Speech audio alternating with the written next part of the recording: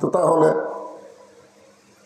এই জন্যে সকলে মন খোলে প্রাণ খোলে আল্লাহর জিকির করতে কোনো শরম নাই। লা ইলাহা ইল্লাল্লাহ, লা ইলাহা ইল্লাল্লাহ, লা ইলাহা ইল্লাল্লাহ, লা ইলাহা ইল্লাল্লাহ মুহাম্মাদুর রাসূলুল্লাহ।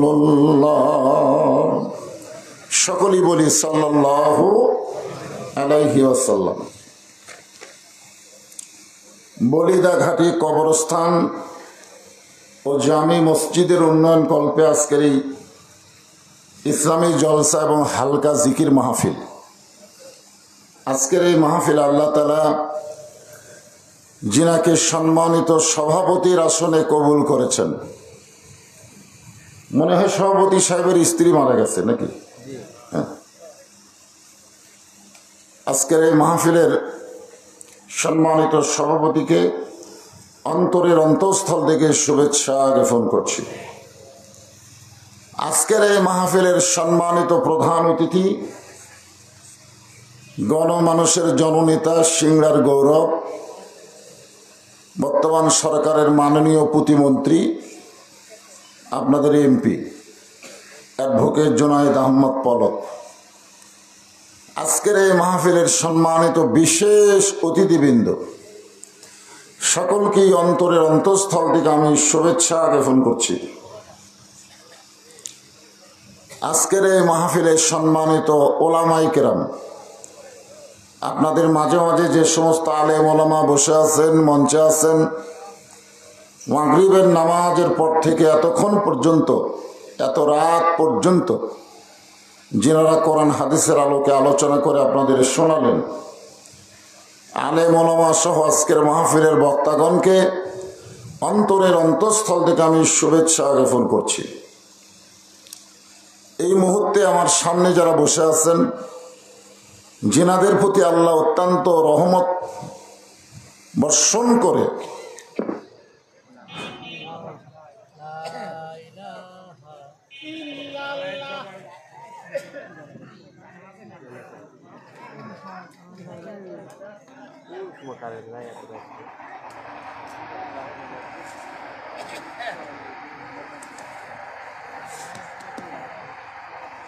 মাইকে একটু টন টন করতেছে, একটু সাউন্ডটা ক্লিয়ার।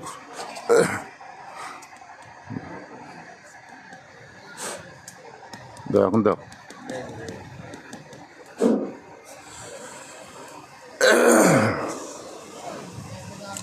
আল্লাহ যেনাদেরকে দয়া করে রহম করে আজকের এই জান্নাতের বাগানে কবুল করেছেন, আমার সামনে যেনারা বসে আছেন, আমি আমার অন্তরের অন্তঃস্থল থেকে আপনাদের সবাইকে শুভেচ্ছা জ্ঞাপন করছি। সম্মানিত মা বোনেরা, পর্দার অন্তরে বসে বসে যিনারা আলোচনা শুনতেছেন, আমি তাদেরকেও শ্রদ্ধা জ্ঞাপন করি। এই মুহূর্তে জানতে চাচ্ছি আপনারা সকলে কেমন আছেন? আলহামদুলিল্লাহ রাব্বিল আলামিন। যে আল্লাহ দয়া করে রহম করে শারীরিক সুস্থতা দান করে আজকের এই জান্নাতের বাগানে আমাদেরকে কিছুটা সময়ের জন্য কবুল করলেন, আমরা সে আল্লাহর উপর খুশি না বেজার? তাহলে জবান খুলে সমস্যারে সকলে বলবো রব্বানা লাকাল হামদ হামদান কাসীরান তাইয়িবান মুবারাকান ফীহি। আমরা কার প্রশংসা করলাম? সে আল্লাহর কাছে কিন্তু আমাদের যেতে হবে, ঠিক কিনা বলেন? হ্যাঁ, কোন বক্তার প্রশংসা করলে বক্তার লাভ হবে, আপনাদের কোনোই লাভ হবে না। কোন নেতার প্রশংসা করলে সামনে ইলেকশনে নেতা ভোট বেশি পাবে, কিন্তু আমরা যারা প্রশংসা করলাম আমাদের কোনো লাভ নাই। কোন ডাক্তারের প্রশংসা করলে ডাক্তারের রুগী বেড়ে যাবে, কিন্তু যারা প্রশংসা করলাম কোনো লাভ নেই। কিন্তু আমরা এমন একজন আল্লাহর প্রশংসা করলাম যে প্রশংসা করার কারণে আল্লাহর কোনোই লাভ নেই, বরং যারা প্রশংসা করলাম আল্লাহ তাদের প্রতি এত খুশি, আসমান এবং জমিনের ফাঁকা জায়গাটা আল্লাহ নেকি দিয়ে পরিপূর্ণ করে দেয়। যে সুবহানাল্লাহ বললেন, এটাও কিন্তু আল্লাহর প্রশংসা। বলার সঙ্গে সঙ্গে আল্লাহ এত খুশি হলো, আপনি বসে আছেন বলিদা ঘাটের মাহফিলে, আর আপনাদের নামে নামে আল্লাহ জান্নাতের বাগান একটা করে গাছ লাগাই দিবে। কেমন গাছ? সে গাছ সম্পর্কে বলা হয়েছে এমন একটা ফলবান বৃক্ষের গাছ, যে বৃক্ষের কাছে আপনি শুধু বলবেন আলা তাস্তাহি আনফুসুকুম, আপনার মন যা চাবে সেই ফল সে গাছ থেকে আপনি পেয়ে যাবেন। গাছের আয়তন কত বড়! রাসূল বলেছেন এক একটা সুবহানাল্লাহর গাছের আয়তন এত বিশাল হবে, তেজস্বী ঘোড়া দৌড়ানো শুরু করলে আর ছায়া অতিক্রম করতে 500 বছর লাগবে। যতবার বলবেন ততবারই কিন্তু গাছ হবে। এখন হয়তো ভাবতেছে হুজুর এত বিশাল বিশাল গাছ দিয়ে কি আমি জান্নাত ধরে ফেলবো নাকি? সর্বশেষে আল্লাহ যে ব্যক্তিকে জান্নাত দিবে, সবচাইতে ছোট জান্নাত, সে জান্নাত হবে এই পৃথিবীর চাইতে 9 গুণ বড়। তাহলে সর্বপ্রথম যাই পাবে তারটা কত বড় হবে? আল্লাহর হুকুমে ফেরেশতারা কিন্তু জান্নাত তৈরি করছে। আল্লাহ কিন্তু জান্নাত তৈরি করেনি। জান্নাত তৈরি করছেন কারা? ফেরেশতারা। আমরা এমন একটা আল্লাহ পাইছি যিনি কিছুই করেন না, খালি হুকুম করে। যখন কি করে? কোরআনে আল্লাহ বলেছেন কোন, সঙ্গে সঙ্গে ফায়াকুন। আল্লাহ যদি খালি বলে হও, সঙ্গে সঙ্গে হয়ে যায়। যখন সুবহানাল্লাহ। ফেরেশতাদের যিনি সর্দার তার নাম হলো জিবরাইল। তিনি আল্লাহকে বললেন আল্লাহ এত সুন্দর জান্নাত বানাইলাম, সে জান্নাত একটু দেখবার চাই। কি করবার চাই? দেখবার চাই। আল্লাহ বললেন জিবরাইল তোমার দরখাস্ত মঞ্জুর। ফেরেশতা জিবরাইল চমকে উঠছে। চাওয়া মাত্রই পাওয়া লক্ষণ ভালো? বলেন চাওয়া মাত্রই পাওয়া এটা কিন্তু লক্ষণ ভালো না। চাওয়ার প্রতি আকর্ষণ থাকে না। আমরা আল্লাহর কাছে অনেক কিছুই চাই, চাওয়া মাত্র কি পাই? যখন চাওয়া মাত্র কি পাই? পাই না। অনেকে মনে করে আল্লাহ আমাদের দোয়া কবুল করে না, এই কারণে আল্লাহ তাআলা আমাদেরকে দেয় না। অনেকে বলে হুজুর কি দোয়া করেন? মুসলমান খুলু পিটুনি খায়, মুসলমান খালি মারি খায়। কি দোয়া করেন হুজুর? এতদিন হয়ে গেল আসমানের বৃষ্টি হয় না। কি দোয়া করেন? আমের সব ঝরে গেল। এরকম অনেকে আমাদের বলে, ঠিক কিনা বলেন? আপনারা বলেন আমাদের দোয়া কি কবুল হচ্ছে না? কিন্তু কবুলের রেজাল্ট আমরা পাচ্ছি না, কারণ কি? আল্লাহ বান্দা বান্দীদেরকে এত ভালোবাসে যে ভালোবাসার কারণে আমরা যে দোয়া করি, এই দোয়াটার রেজাল্ট আল্লাহ দুনিয়াতে দিচ্ছে না। ছোট্ট সন্তান মায়ের কাছে বায়না ধরছে আইসক্রিম খাবে। আপনার আইসক্রিম কর না বরফ কর, আইসক্রিম খাবে। একটা আইসক্রিমের দাম তখন ছিল 1 টাকা। কয় টাকা? তো বাচ্চা আইসক্রিম খাবে, মা টাকা দেয় না। বাচ্চা যখন ধুলাই গড়ে গড়ি দেয়, এমন সময় বাচ্চার বাবা এসে বলে আমার সন্তান কান্দে কেন, ধুলাই গড়াগড়ি দেয় কেন? বলে আইসক্রিম খাবে তো টাকা আছে, আমি দেইনি। আপনারা বলেন সন্তান মায়ের কাছে টাকা চাচ্ছে আইসক্রিম খাওয়ার জন্যে, মার অন্তরে কি দরদ নাই? যেরকম আছে না নাই? কিন্তু মা দেয়নি, সন্তান জিদ করে মাটির গড়াগড়ি করতেছে। এমন সময় বাবা এসে বলে আমার সন্তান কান্দে কেন? বলে আইসক্রিম খাবে, 1 টাকা দেয়নি তাই কান্দতেছে। বাবা পকেট থেকে 500 টাকা বের করে দেয়, যা আইসক্রিমে একটা না গোটাল বাক্স কিনা খা। সন্তান আরো জোরে কান্দে, টাকা হাতত মনে টাকা ছিঁড়ে ফেলে দেবে। বাপ কয় কে রে, 1 টাকার জন্য কান্দে, ওরে 500 টাকা দিলাম, কান্না থামে না কেন? মা বলতেছে তোমার সন্তানই 1 টাকাই চিনে, 500 টাকা চিনে না। ওর কান্না যদি থামাবার চাও তো 1 টাকা দাও। কয় টাকা দাও? তো আমরা শুধু দুনিয়া চিনি, এই চিনার কারণে দুনিয়ার 1 টাকা আমরা আল্লাহর কাছে চাই, কিন্তু আল্লাহ যে আমাদের 500 দিচ্ছে আমাদের বোঝার মতন কোনো ক্ষমতাই নেই। আল্লাহ তাআলা বলেছেন কোরআনে বাল তুসিরুনাল হায়াতাদ দুনিয়া ওয়াল আখিরাতু খায়রুন ওয়া আবকা।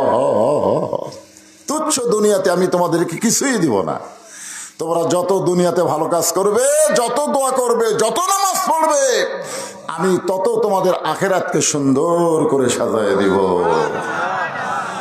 আমাদের কাছে ক্ষণস্থায়ী ভালো না চিরস্থায়ী ভালো? দুনিয়া হলো ক্ষণস্থায়ী আর আখিরাত হলো চিরস্থায়ী।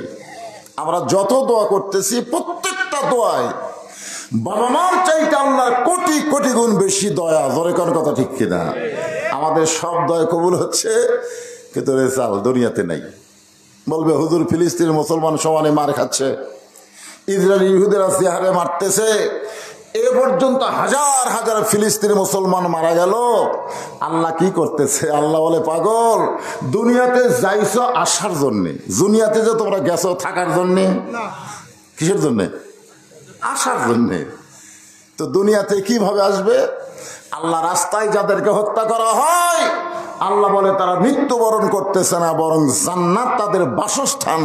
এইটা দেখার পরে তারা চির অমর হয়ে দুনিয়া ছাড়তেছে। ধরে কাটছে আল্লাহ কোরআনে বলেন, ওয়ালা তাকুলু লিমান ইউকতালু ফি সাবিলিল্লাহি আমওয়াতুন বাল আহইয়াউ ওয়ালাকিন লা তাশউরুন। সবাই আল্লাহু আকবার কওয়ার চাইলেও পারবেন না। আল্লাহু আকবার কইতে গেলে কার দল করা লাগবে? জোরে কর না, কার দল? আপনি যদি মানুষের দল করেন পারবেন? বাংলাদেশের সবচাইতে বড় দল যেটা আছে, সেই দলের মধ্যে আল্লাহু আকবার আছে? আছে? ওনারা যদি মিছিল করতে কেউ ভুলে একবার আল্লাহু আকবার কয়, ঘাট ধরে বের করে দিবে। কারণ আমাদের দলের তো এটা স্লোগান না।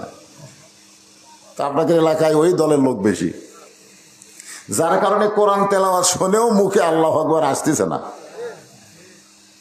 না কোন না কোন অসুবিধা কি?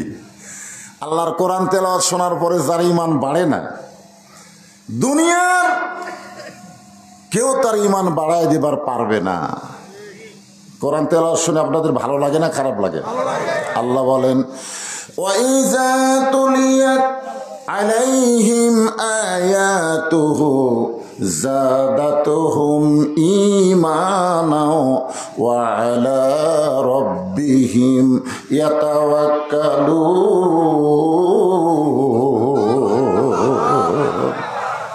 এই কোরআন এমন একটা তেলাওয়াত যেটা মুমিন মুসলমানের ঈমান বাড়ায় দেয়। তো যখন এই কোরআন তেলাওয়াত হবে, শেষ হওয়ার সঙ্গে সঙ্গে জবান খুলে বলবো আল্লাহু আকবার। রাজি আছেন সবাই? হ্যাঁ। আল্লাহ বলেন যাও। ফেরেশতা জিবরাইল বলতেছে, আল্লাহ জান্নাত দেখতে চাইলাম, চাওয়ার সঙ্গে সঙ্গে দরখাস্ত মঞ্জুর, কেমন যেন লাগতেছে। আল্লাহ বলে, জিবরাইল তুমি যদি বলতে জান্নাতে থাকতে চাই, তাহলে তোমার দরখাস্ত মঞ্জুর হতো না। কারণ আমি আল্লাহ তোমাকে জান্নাত দেখার সুযোগ দিব, কিন্তু থাকার সময় হবে না। আপনারা বলেন তো, জান্নাত কি দেখার জন্যে না থাকার জন্যে? দুনিয়া, হ্যাঁ এটা খুব খেয়াল করবেন, দুনিয়া কি থাকার জন্য না দেখার জন্যে? আর জান্নাত থাকার জন্য। এইটাই আমরা বুঝি না। যেটা দেখার জন্য সেটাকে সেখানে আমরা থাকবার চাই। যেখানে আমরা দেখবার আইছি, এখানে এসে কয় আর যাবো না ভাই, আর যাবো না রে। 3 তলা 4 তলা 5 তলা বাড়ি বানায়া ঘাড় কাজ করে আবার রড বের করে এবার দেখতেছে, টাকা হাতে নাই ভাই, খুব আশা আছে আর 1 তলা বানাবার চাই। 2 কান্দে 2 ফেরেশতা কয় পাগল, ওই 3 তলা বিল্ডিং এর দিকে না তাকায় বলে দেখাটে গোরস্থানের দিকে তাকা। তোর এখানে কথা ঠিক কিনা? নজর নিচু কর, নিচু কর। তা আমরা তো নিচু করি না, উপর দিকে তাকাই। যতই তাকায় থাকি, থাকা যাবে? থাকতে পারলো? আজকে চলে গেল, বাড়ি ঘর আছে, নিয়ে গেছে অন্ধকার কবরে। আল্লাহ কোরআনে বলেন, ইয়া আইয়ুহাল্লাযীনা আমানুত্তাকুল্লাহা হাক্কা তুকাতিহি ওয়া লা তামুতুন্না ইল্লা ওয়া আনতুম মুসলিমুন। কোনো টেনশন নাই। আমি যখন আসতেছিলাম না, আমি যখন এখানে আসতেছিলাম, তখন এক হুজুর ওয়াজ করতেছিল। সে ওয়াজের মধ্যে বলতেছেন, ইন্নাল্লাযীনা ক্বালু রাব্বুনাল্লাহু ثم استقاموا تتنزل عليهم الملائكة ألا تخافوا ولا تحزنوا وأبشروا بالجنة التي كنتم توعدون। মৃত্যুর বিছানায় যখন পড়ে যাবে ওই সময় তুমি যদি মুমিন মুত্তাকি মুসলমান হও, তোমার জন্য আল্লাহ রহমতে ফেরেশতা নাজিল করবে। যখন স্ট্রোক করছে সবাই টানে লেগেছে রাজশাহী, জোরে কোন কথা ঠিক কিনা? ওই সময় কিন্তু ফেরেশতা ওনার সাথে ঘুরতেছে। রহমতের ফেরেশতা বলবে, আল্লাহ তাখাফু, তোমার কোনো ভয় নাই, ওয়ালা তাহজান, তোমার কোনো চিন্তা নাই, তুমি মৃত্যুর ভয় করো না, কবরের চিন্তা করো না, হাসরের কোনো ভয় করো না, চিন্তা করো না। আমি রহমতের ফেরেশতা তোমার জন্য খোঁজ খবরে নিয়ে আইছি। ওয়াবশিরু বিল জান্নাতিল্লাতি কুনতুম তুআদুন। দুনিয়া থেকে তোমাকে কবরে রাখতে দেরি হতে পারে, কিন্তু রহমতের ফেরেশতা তোমাকে জান্নাতে নিয়ে যেতে দেরি করবে না। সুবহানাল্লাহ। আপনারা কি মনে করতেছেন এ কবর থাকা লাগবে? লাগবে না। কবর হচ্ছে আমাদের দেহ ঢাকার জায়গা, দেহ। আর আমাদের ভিতরে যে পাখি আছে, এই পাখি কিন্তু এই মরবি নাই, এখানে জায়গা পরিবর্তন করবি। ধরে কেন কি পরিবর্তন? জায়গা পরিবর্তন। আগে আসলে রুহের জগতে, সেখান থেকে আইসে দুনিয়ার জগতে, সেখান থেকে যাবে কবরের জগতে। কবরের জগৎ থেকে রুহুকে আবার দুই জায়গায় পাঠানো হবে। একটা জায়গা হলো ইল্লিন, আর একটা জায়গার নাম হলো সিজ্জিন। যদি এই যে মা চলে গেল, এই মা যদি 5 ওয়াক্ত নামাজ পড়ে, রমজান মাসে রোজা করে, যদি স্বামীর কথা মতো চলে, আর যদি পর্দার ভিতরে থাকে, আল্লাহ রাসূল বলেছেন আল্লাহ তোমার জন্য একটা না, দুইটা না, জান্নাতের 8টা দরজা খুলে দিবে। সব দরজা খুলে দিবে আর বলবে তুমি যে দরজাতে খুশি জান্নাতে প্রবেশ করো। কোনো টেনশন আছে? ধরে কোনো টেনশন আছে? আমরা মনে করি আরে এমন আযাব দিবে রে ভাই, কবরের ওই মাটিতে গলা ফেটে রক্ত ঝরবে চিৎকারের ওই চোটেতে। কিছুই না। আপনি কবরে যাওয়ার পরে, আমি তখন কবরে যাব, 2টা ফেরেশতা আসবে আমাদের কাছে। কয়টা? 2টা ফেরেশতা এসে 3টা প্রশ্ন করবে। কয়টা প্রশ্ন করবে? 3টা প্রশ্ন করবে, একেবারে সহজ উত্তর। 1 নম্বর প্রশ্ন হলো মান রব্বুকা, তোমার রবকে? কি কন? 2 নম্বর প্রশ্ন হলো অমান নাবিউকা, তোমার নবীকে? 3 নম্বর প্রশ্ন হলো অমা দিনুকা, তোমার দিন কি? উত্তর দেওয়া মাত্রই আর কোনো খবরই নাই, চলে নিয়ে যাবে ইল্লিন নামক জান্নাতের বাগানে। সুবহানাল্লাহ। আর যদি দিবার না পারে, এটা হিন্দু, বৌদ্ধ, খ্রিস্টান, ইহুদি, এদের ব্যাপারে এরকম কথা বলা যায়, উত্তর দিবার পারবে না, কিন্তু আমরা পারবো না, এটা একটা কথা হলো? পারবেন না? কি মনে হয়? এই যে কবরে মাটি দেওয়ার পরে চলে আসার সাথে সাথে ওই 2 ফেরেশতা চলে আসবে। আমরা আজকে মায়ের জন্য দোয়া করব, আল্লাহ যেন তার কবরের সওয়ালগুলো উত্তর সহজ করে দেয়। ধরে কোন আমিন। এটা কঠিন জায়গা ওইটা ভাই, অন্ধকার কবর, উত্তর দেওয়ার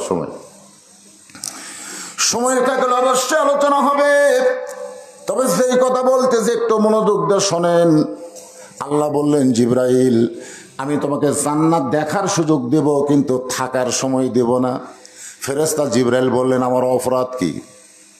আমি কি অপরাধ করছি যে আমাকে জান্নাত দেখবার দেবেন, থাকবার দেবেন না? আল্লাহ বললেন তোমার অপরাধ হলো তুমি আমার বান্দা না। তুমি আমার কি না? বান্দা না। জান্নাত বানাইছি কার জন্যে? ফাদখুলি ফি ইবাদি ওয়াদখুলি জান্নাতি। আল্লাহর বান্দা বান্দি ছাড়া জান্নাতে কেউ থাকতে পারবে না। জান্নাতে থাকার শর্ত হলো বান্দা বান্দি হওয়া লাগবে। কি হওয়া লাগবে? বান্দা বান্দি। এই বান্দা বান্দি কার মধ্যে হবে? আল্লাহ কোরআনে বলেন ওয়ামা খালাকতুল জিন্না ওয়াল ইনসা ইল্লা লিয়াবুদুন। আল্লাহর বান্দাবান্দি হতে পারবে 2টা দলের মধ্যে, একটা হলো ইনসান আর একটা হলো জিন। জিন আর ইনসান। ফেরেশতা আছে এর মধ্যে? ফেরেশতা নাই। এই জিন আর ইনসানকে আল্লাহ বান্দাবান্দির জন্য সৃষ্টি করেছেন। তাহলে আমরা কার মধ্যে পড়ছি? জিন না ইনসান? সঙ্গে সঙ্গে জিবরাইল বলে, আল্লাহ, ফেরেশতা না হইয়া, ফেরেশতার সর্দার না হইয়া মানুষ যদি হতে পারতাম তাহলে আমার জীবন ধন্য হয়ে যেত। খুশি না বেজার? আমরা অনেক সময় বলি না, লোকটা ফেরেশতার মতো। অনেকে খুশি হয় যে একবারে আমাকে ফেরেশতার সাথে তুলনা করলো রে। যদি আপনার বলেন পলকটা মেম্বরের মতো, পলক যদি মেম্বরের সাথে তুলনা করেন, পলক খুশি হবে? কারণ আমি একটা মন্ত্রী আর আমার তুলনা করলো মেম্বরের সাথে। কেউ যদি বলে ডিসিটা পিয়নের মতন, ডিসি খুশি হবে না রাগ করবে? তো মানুষকে ফেরেশতার সঙ্গে তুলনা করলে মানুষের প্রমোশন হয় না, বরং ডিমোশন হয়। কারণ মানুষ ফেরেশতার চাইতে কোটি কোটি গুণ বেশি দামি আল্লাহর কাছে। ধরে গেল সুবহানাল্লাহ। যার প্রমাণ হলো আমাদের বাবা, আমাদেরকে মাটির আদমকে আল্লাহ সৃষ্টি করিয়া ঘোষণা করিলেন আল্লাহ শ্রেষ্ঠ বলিয়া। তাই নূরের ফেরেশতা করে আদমকে সেজদা, সবার চেয়ে দিলেন মাটির মানুষকে সম্মান। লাকাদ খলাকনাল ইনসানা ফি আহসানি তাকবীর। দেখছেন, এই মানুষ সৃষ্টির কথা বলতে যায় আল্লাহ কয়টা শপথ করছেন? আঙ্গুলের দিকে তাকান, কয়টা? মানুষের কথা বলবার আগেই আল্লাহ 4 বার শপথ করছেন। এমন একটা সৃষ্টি আমরা, যে সৃষ্টির কথা আল্লাহ বলতে গিয়ে শপথ করছেন 4টা। আমরা যখন কোনো দামি কথা বলি মানুষকে বিশ্বাস করার জন্য, তার আগে শপথ করি না? আল্লাহর শপথ করে বলতেছি, আল্লাহর শপথ, আল্লাহর শপথ, আল্লাহর শপথ। তখন লোকটা বলবে, না রে, ই আর মিথ্যা কথা কবি না। একবার শপথ করলেই মানুষ বিশ্বাস করে, আর সেখানে যদি 4 বার করা হয়। আর শপথটা করতেছেন কে? স্বয়ং আল্লাহ। কি করতেছেন? অতীন ওয়াজাইতুন ওয়াতুরি সিনিন ওয়াহাজাল বালাদিল আমিন। কয়টা শপথ হলো? 4টা। এরপরে বললেন লাকাদ খলাকনাল ইনসানা ফি আহসানি তাকবীর। ফেরেশতা জিবরাইল বলতেছে, আল্লাহ, আল্লাহ, থাকার জায়গা যদি নাই থাকে, দেখার সুযোগ যখন পাইছি, এই সুযোগ আমি হাতছাড়া করবো না। আল্লাহ বলেন, জিবরাইল, তাহলে দেখো। মানুষ হেঁটে হেঁটে দেখে, অনেক লোক মোটর সাইকেল নিয়ে চড়ায়, মোটর সাইকেলের মধ্যে চড়ে বিলের মধ্যে দেখে, দেখে না? আবার অনেক লোক টাকা বেশি থাকলে গাড়ির চড়ে, কেউ আবার এরোপ্লেনে চড়ে, হেলিকপ্টারে চড়ে। যতই যানবাহন আপনি চড়েন, আলোর চাইতে বেশি গতি কিন্তু নাই। আর জিবরাইলকে আল্লাহ 600 পাখা দেওয়ার কারণে তার গতি হলো আলোর চাইতে কোটি কোটি গুণ বেশি। আল্লাহ কয়শো পাখা দিছে? 600 পাখা। একবার নবী বললেন, জিবরাইল, আরশ থেকে, আল্লাহর কাছ থেকে, লহে মাহফুজ থেকে কোরআন শরীফ নিয়ে আমি নবীর কাছে যখন রওনা দেও, তোমার কত সময় লাগে? কোথায় আরশ? লহে মাহফুজ। কোরআন শরীফ কোথায় ছিল? লাওহিম মাহফুজ। তো এখান থেকে আসতে আমি নবীর কাছে কত সময় লাগে? আল্লাহ রাসূল এই কথা শুনে জিবরাইল বলতেছে, হুজুর, আপনি চোখ বন্ধ করবেন আর খুলবেন, এর বেশি সময় লাগবে না। তাহলে জিবরাইল গতি কম না বেশি? কত বেশি! দেখছেন, সেই গতি নিয়ে জান্নাত দেখার জন্য রওনা দিলেন। এই দুনিয়ার কোন কিতাবে লেখছে 1 সপ্তাহ, কোন কিতাব লেখছে 1 বছর পর্যন্ত জান্নাত দেখলেন। এই দুনিয়ার 1 বছর পর্যন্ত জান্নাত দেখার পরে জান্নাতের সীমানা পাইলেন না। জান্নাতের সীমানা না পাইয়া জিবরাইল বলতেছে, আল্লাহ, এত বড় জান্নাত বানাইছেন, এত উড়ে উড়ে দেখতেছি, তারপরেও জান্নাত শেষ হয়ে গেল না, আরো কত বড় জান্নাত? আল্লাহ বললেন, জিবরাইল, জান্নাত যদি হয় 16 আনা, তুমি সবে মাত্র দেখছো তার 1 আনা। ফেরেশতা জিবরাইল বলতেছে, আর দেখবো না। আল্লাহ বলে, দেখবো না কেন? জিবরাইল বলতেছে, পরের জায়গা আমার দেখা লাভ কি? পরের জায়গা পরের জমি ঘর বানায় আমি রই, আমি কিন্তু জমির মালিক নই। কার জায়গা? জায়গা কার? জমিদারের ইচ্ছা মতন দেই না জমিন চাষ, তাই তো ফসল ফলে না রে দুঃখ 12 মাস। আমি খাজনা পাতি সবই দিলাম, তবু জমিন হইতে নিলাম, দুঃখের কথা কারে কই, পরের জায়গা পরের জমি ঘর বানায়া আমি রই। জমিদার আমাদের আল্লাহ যেভাবে জমিন চাষ করতে বলেছেন, আমরা সেভাবে চাষ না করে যদি কবরে যাই তাহলে বিপদ আছে। আর যদি আবার ঠিক থাকে, আর দুনিয়াও মাজরাতুল আখেরা, দুনিয়া হচ্ছে আখেরাতের আবাদ যোগ্য একটা জায়গা। সুবহানাল্লাহ। ফেরেশতা জিবরাইল বলতেছে, আল্লাহ তো পাকা দিয়ে উড়াল দিয়ে কেবল 16 আনারে 1 আনা দেখলাম, তো যাদের জন্য আপনি জান্নাত বানাইছেন ওর তো পাকা নেই, আপনারা বলেন তো আমাদের ফাঁকা আছে? তো খামাখা এত বড় জান্নাত কেন বানাচ্ছেন? যে জান্নাতে সুবহানাল্লাহ বলার পরে একটা করে গাছ লাগতেছে, সুবহানাল্লাহ বলেন। কত বড় জান্নাত! যতই গাছ লাগান জান্নাত কি ফুরাবে নাকি? ফুরাবে? আবার মনে করেন হুজুর সেই জায়গাতে আমার থাকারই জায়গা নেই, গাছ আর গাছ। হ্যাঁ, আল্লাহ ডাকতে বলেন, জিবরাইল আমার যেই বান্দার পাখা নেই সেই বান্দার জন্য এত বড় জান্নাত বানাইছে, তোমার মধ্যে সন্দেহ শুরু হয়েছে যে এই বান্দারা এত বড় জান্নাত কেমনে দেখবে। এইটা যদি তুমি জানতে চাও তাহলে আগামী জুমার দিনে, আগামী কিসের দিন?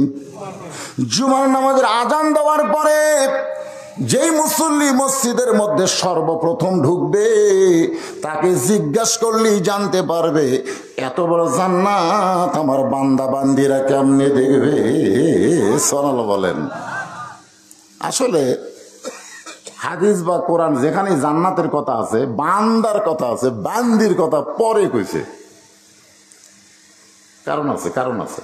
কারণটা হলো আল্লাহ আগে জান্নাতে কাকে তৈরি করছে, আদমকে না হাওয়াকে? কথা কয় না।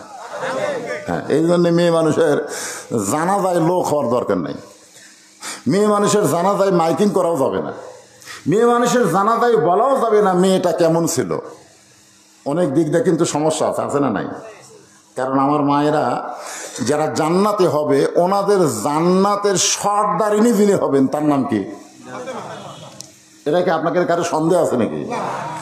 প্রত্যেক জুমার সানি খুতবায় ইমাম সাহেব আপনাকে শুনাই দিচ্ছে, আরবিতে বলে হয়তো বুঝবার পারেন না। আপনাকে ইমাম সাহেব কি সানি খুতবায়, সানি খুতবা মানে প্রত্যেক জুমার দ্বিতীয় খুতবায় কিন্তু বলে, আপনারা শোনেন, সাইয়্যিদাতুন নিসায়ে আহলেল জান্নাহ ফাতেমাতুজ যোহরা, জান্নাতে নারীদের যিনি নেত্রী হবেন তার নাম হলো ফাতেমাতুজ যোহরা। হ্যাঁ, আপনারা বলেন তো উনি যে জান্নাতে নারীদের নেত্রী হয়েছিল খালি নবীর মেয়ে হওয়ার কারণে? আপনাদের কি ধারণা নবীর মেয়ে হওয়ার কারণেই হয়তো জান্নাতে নারীদের নেত্রী হয়েছে? তা কিন্তু না। আল্লাহ নবী বলতেন, ফাতেমা নবীর মেয়ে হওয়ার কারণে তুমি জান্নাতি, এইটা কখনোই চিন্তা করবা না।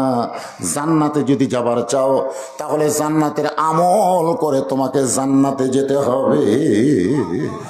সঙ্গে সঙ্গে ফাতেমা বলে, বাবা তাহলে কি আমল করলে জান্নাতে যাওয়া যাবে? আল্লাহ রাসূল বলেন, বেশি আমল করা লাগবে না, মাত্র 4টা আমল করবা। 1 নম্বর আমল হলো নামাজ, 5 ওয়াক্ত নামাজ। পুরুষেরা মসজিদে জামাতে নামাজ পড়ে, আর ওয়াক্তের মধ্যেই মেয়েরা বাড়িতে নামাজ পড়বে। আল্লাহ নবীর হাদিসের ব্যাখ্যায় বলা হয়েছে, পুরুষেরা মসজিদে নামাজ পড়ে যেমন সওয়াব পাবে, নারীরা বাড়িতে নামাজ পড়লে তেমন সওয়াব আল্লাহ তাকে দিয়ে দিবে। এখন বাংলাদেশে কিছু ফেতনাবাজ নারীদেরকেও মসজিদে নিয়ে আসবার চাই, ধরে কোন আছে না? শায়েক নামের শায়েক, দেখবেন ইউটিউবে সার্চ দিলে শায়েক বাড়ায়, অনেকগুলো শায়েক বাড়ায়। এই শায়েকেরা এখন নারীগুলো নিয়ে ঈদের মাঠে পর্যন্ত জামাতের ব্যবস্থা করতেছে, একদিকে পুরুষ একদিকে নারী, নারীরাও মসজিদে নামাজ পড়তে পারবে এরকম ফতোয়া দিচ্ছে। হ্যাঁ, নারীরাও মসজিদে নামাজ পড়েছে আল্লাহর নবীর সময়, নবীর সময় নারীরাও নামাজ পড়ছে। তো তখন মুসলমানের চরিত্র এত ভালো ছিল, একমাত্র আল্লাহ ছাড়া অন্য কারো দিকে নজরই যাইতো না। সুবহানাল্লাহ না কেন? আবু বকর রাদিয়াল্লাহর সময় কিন্তু মেয়েরা জামাতে নামাজ পড়ছে। দেখবেন মসজিদের কাতারের ব্যাপারে বলা হয়েছে, প্রথম কাতারে থাকবে পুরুষ মানুষ, বয়স্ক পুরুষ, বয়োজ্যেষ্ঠ পুরুষেরা থাকবে প্রথম কাতারে। দ্বিতীয় কাতারে থাকবে যুবকেরা। দ্বিতীয় কাতারে কে থাকবে? যুবকেরা। আবার বলছে প্রথম কাতারে আলেম ওলামারা থাকবে, বয়স্ক লোকেরা থাকবে। দ্বিতীয় কাতারে যুবকেরা থাকবে। তৃতীয় কাতারে ছোট ছোট বাচ্চারা দাঁড়াবে। চতুর্থ কাতারে হিজড়ারা থাকবে। হিজড়া ধরে কোন কি থাকবে? আর পঞ্চম কাতারে, শেষ কাতারে মেয়েরা থাকবে। তাহলে এরকম কাতারের কথা যখন বলা হয়েছে, তাহলে মেয়েরাও নামাজ পড়িছে, ঠিক কিনা বলেন? যদি নামাজ না পড়তো তাহলে পঞ্চম কাতারের কথা কেন বললেন? কিন্তু হযরত ওমর ফারুকের সময় অর্ধ পৃথিবী যখন তিনি শাসন শুরু করলেন, ওই সময় চিন্তা করলেন মেয়েরা যদি মসজিদে নামাজ পড়তে আসে, জামাতে নামাজ পড়া ওয়াজিব, আর পর্দা মানা হলো ফরজ। জামাতে নামাজ পড়া কি ওয়াজিব, আর পর্দা মানা কি? এখন ওয়াজিব আদায় করতে এসে ফরজ যদি তরক হয়ে যায়, পর্দার যদি খেলাফ হয়, তিনি বড় ভয় করলেন এবং তিনি ঘোষণা করলেন মেয়েরা বাড়িতে নামাজ পড়লেই জামাতের সওয়াব পাবে।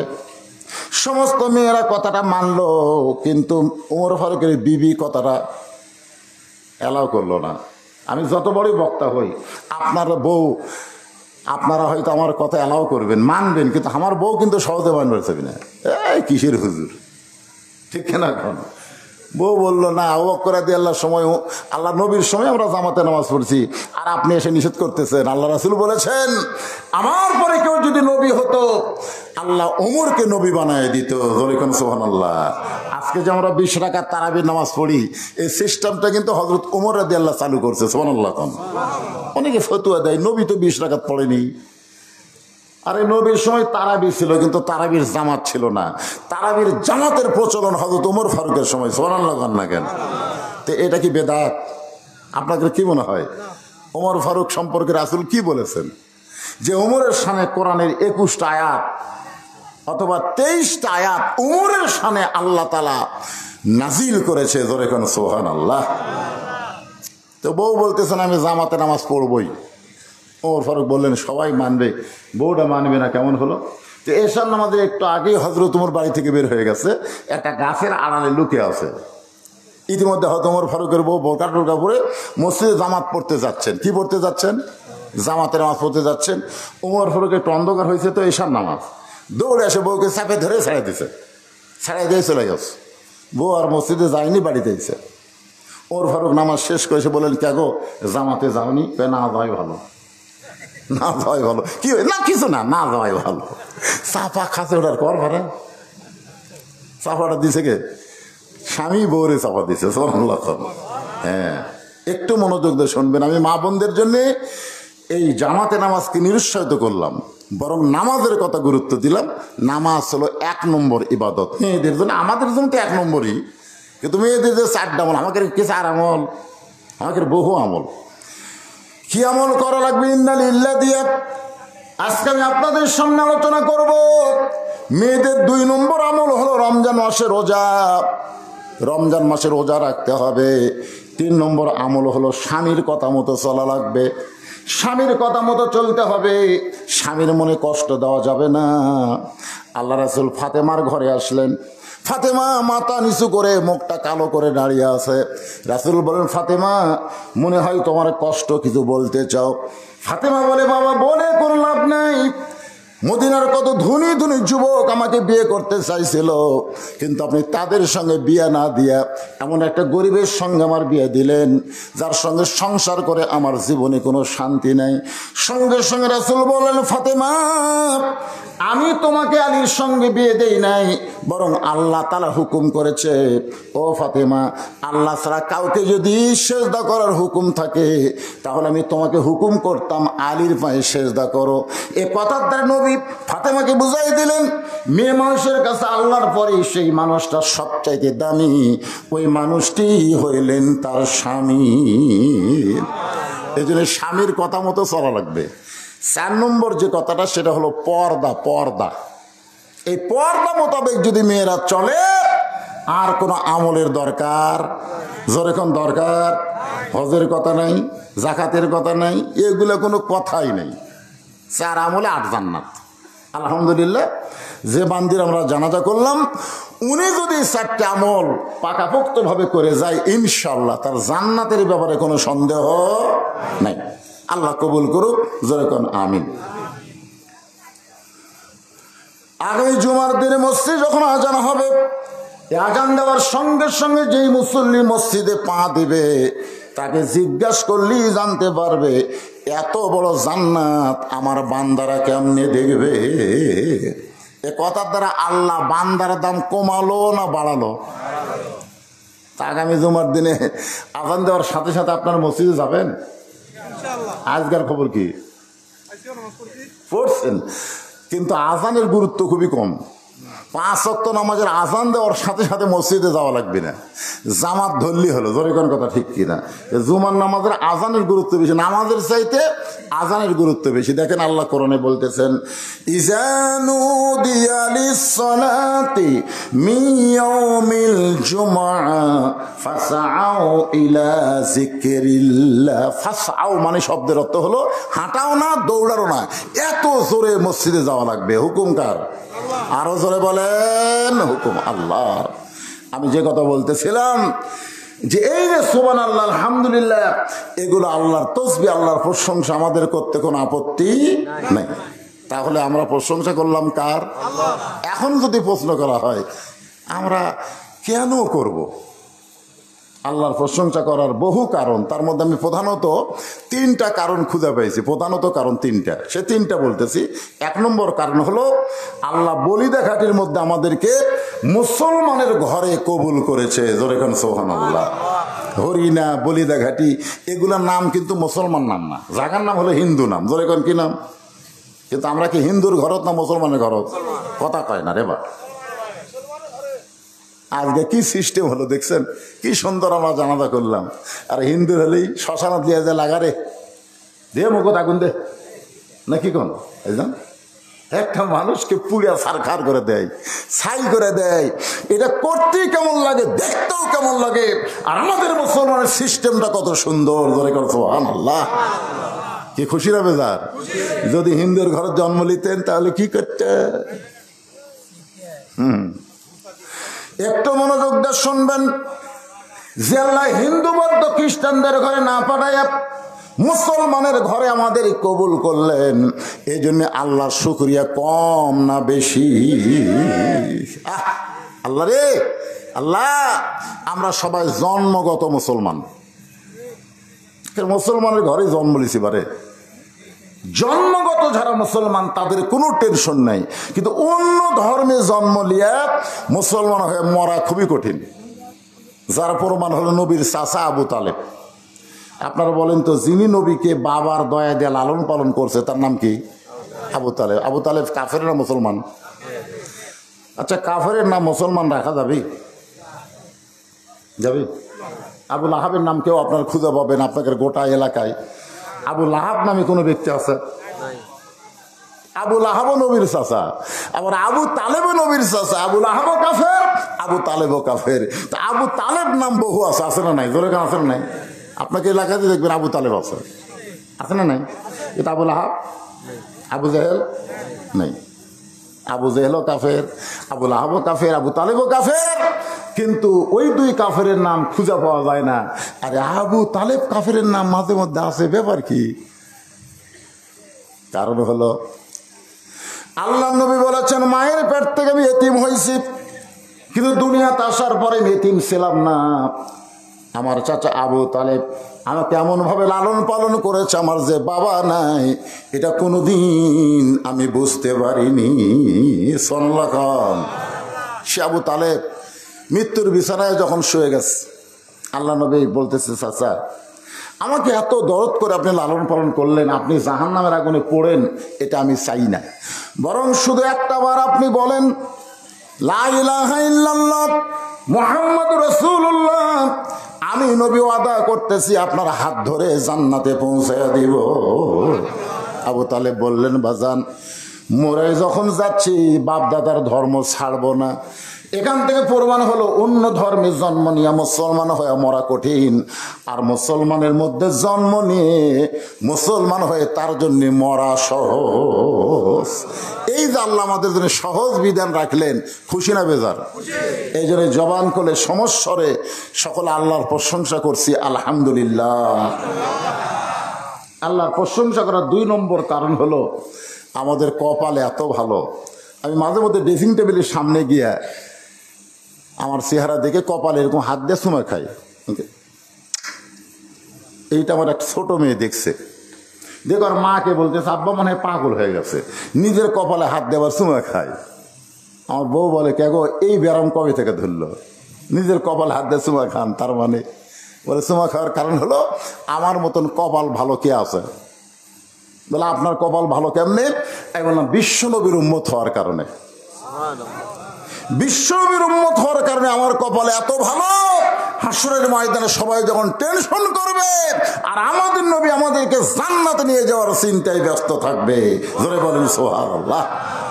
এমন একজন নবী পাইছি যে নবী জান্নাতে যাওয়ার জন্য চিন্তা করবে না, জান্নাতে আমাদেরকে নিয়ে যাওয়ার জন্য চিন্তা করবে। একেবারে খুশি না বেজার পাড়া? তো সুবহানাল্লাহ আসতে কোন খেন? আছে না আমার মুক্তার, আছে না আমার বারিস্টার, শেষ বিচারের হাইকোর্টেতে তিনি আমায় করবেন পার। আমি পাপী রাসূল জাবিন্দার। আল্লাহ রাসূল বলেছেন, আমার একটা উম্মত, একজন, সব না, আমার একটা উম্মত যতক্ষণ জান্নাতের বাহিরে থাকবে আমি রাসূল ততক্ষণ জান্নাতের মধ্যে ঢুকবো না। খুশি না বেজার? তাহলে এমন নবীর উম্মত হওয়ার কারণে আমরা শুকরিয়া আদায় করব কার? আর 3 নম্বর যে কোরআন থেকে আপনারা আলোচনা শুনবেন, আজকের সাবজেক্ট হলো ইন্না লিল্লাহি ওয়া ইন্না ইলাইহি রাজিউন। এই মেয়েটা মরার খবর শুনে আপনারা প্রথম কি কইছেন? একেবারে আপনার কন নেই। আমি এখানে এসে যখনই শুনলাম যে সভাপতি সাহেবের স্ত্রী মারা গেছে, আমি সঙ্গে সঙ্গে বললাম ইন্না লিল্লাহ ইন্না লিল্লাহ। কিন্তু আমি যে কেন কইলাম, আমি তো নিজেই চিন্তা পড়ে গেলাম। আসলে কি মানুষ মরার পরে ইন্না লিল্লাহ বলা লাগবে? এইরকম কি কোনো বিধান আছে? না না না, এইরকম কি কোনো বিধান আছে? যে আমার এক বাচ্চা বললো যে দুঃসংবাদ শুনলে ইন্না লিল্লাহ পড়া লাগে। দুঃসংবাদ, তো মানুষ মরা কি সুসংবাদ না দুঃসংবাদ? হ্যাঁ, দুঃসংবাদ। আসলে একটা গান গাই, দেখেন তো কি কিছু বুঝার পারেন নাকি? কোন বনের পাখি তুমি আইলা রে কোন বনে, আবার কোন বনেতে যাইতে হবে পড়ছে নাকি মনে। মিন শারিল ওয়াসওয়াসিল খান্নাস, ভিতরে শয়তান বলে সব বাড়ি যাই। আপনি যখন বাড়ির দিকে যাবেন 2 কান্তে 2 ফেরেশতা বলবে, কে রে পাগলা? হ্যাঁ, কত সুন্দর কথা কোরআন থেকে বক্তারা বলতিছে। আর ওইটা না শুনে তুই যে বাড়ির যাচ্ছি, ওই বাড়িতে কি তুই থাকতে পারবি? তুই তো প্রত্যেকটা ধাপে ধাপে তোর হায়াতকে অতিক্রম করে তুই মৃত্যুর দিকে হাঁটতেছিস। জোরে কোন কথা ঠিক কিনা? আমি আপনি যেটাই যাই না কেন, আমার হায়াত কি কমতিছে না বাড়তিছে? ছোটবেলা একটা গান শুনতাম, এখন তো সেরকম গান হয় না। সবাই বলে বয়স বাড়ে, আমি বলি কমে রে। আপনার বলেন তো আমার বয়স বাড়তিছে না কমতিছে?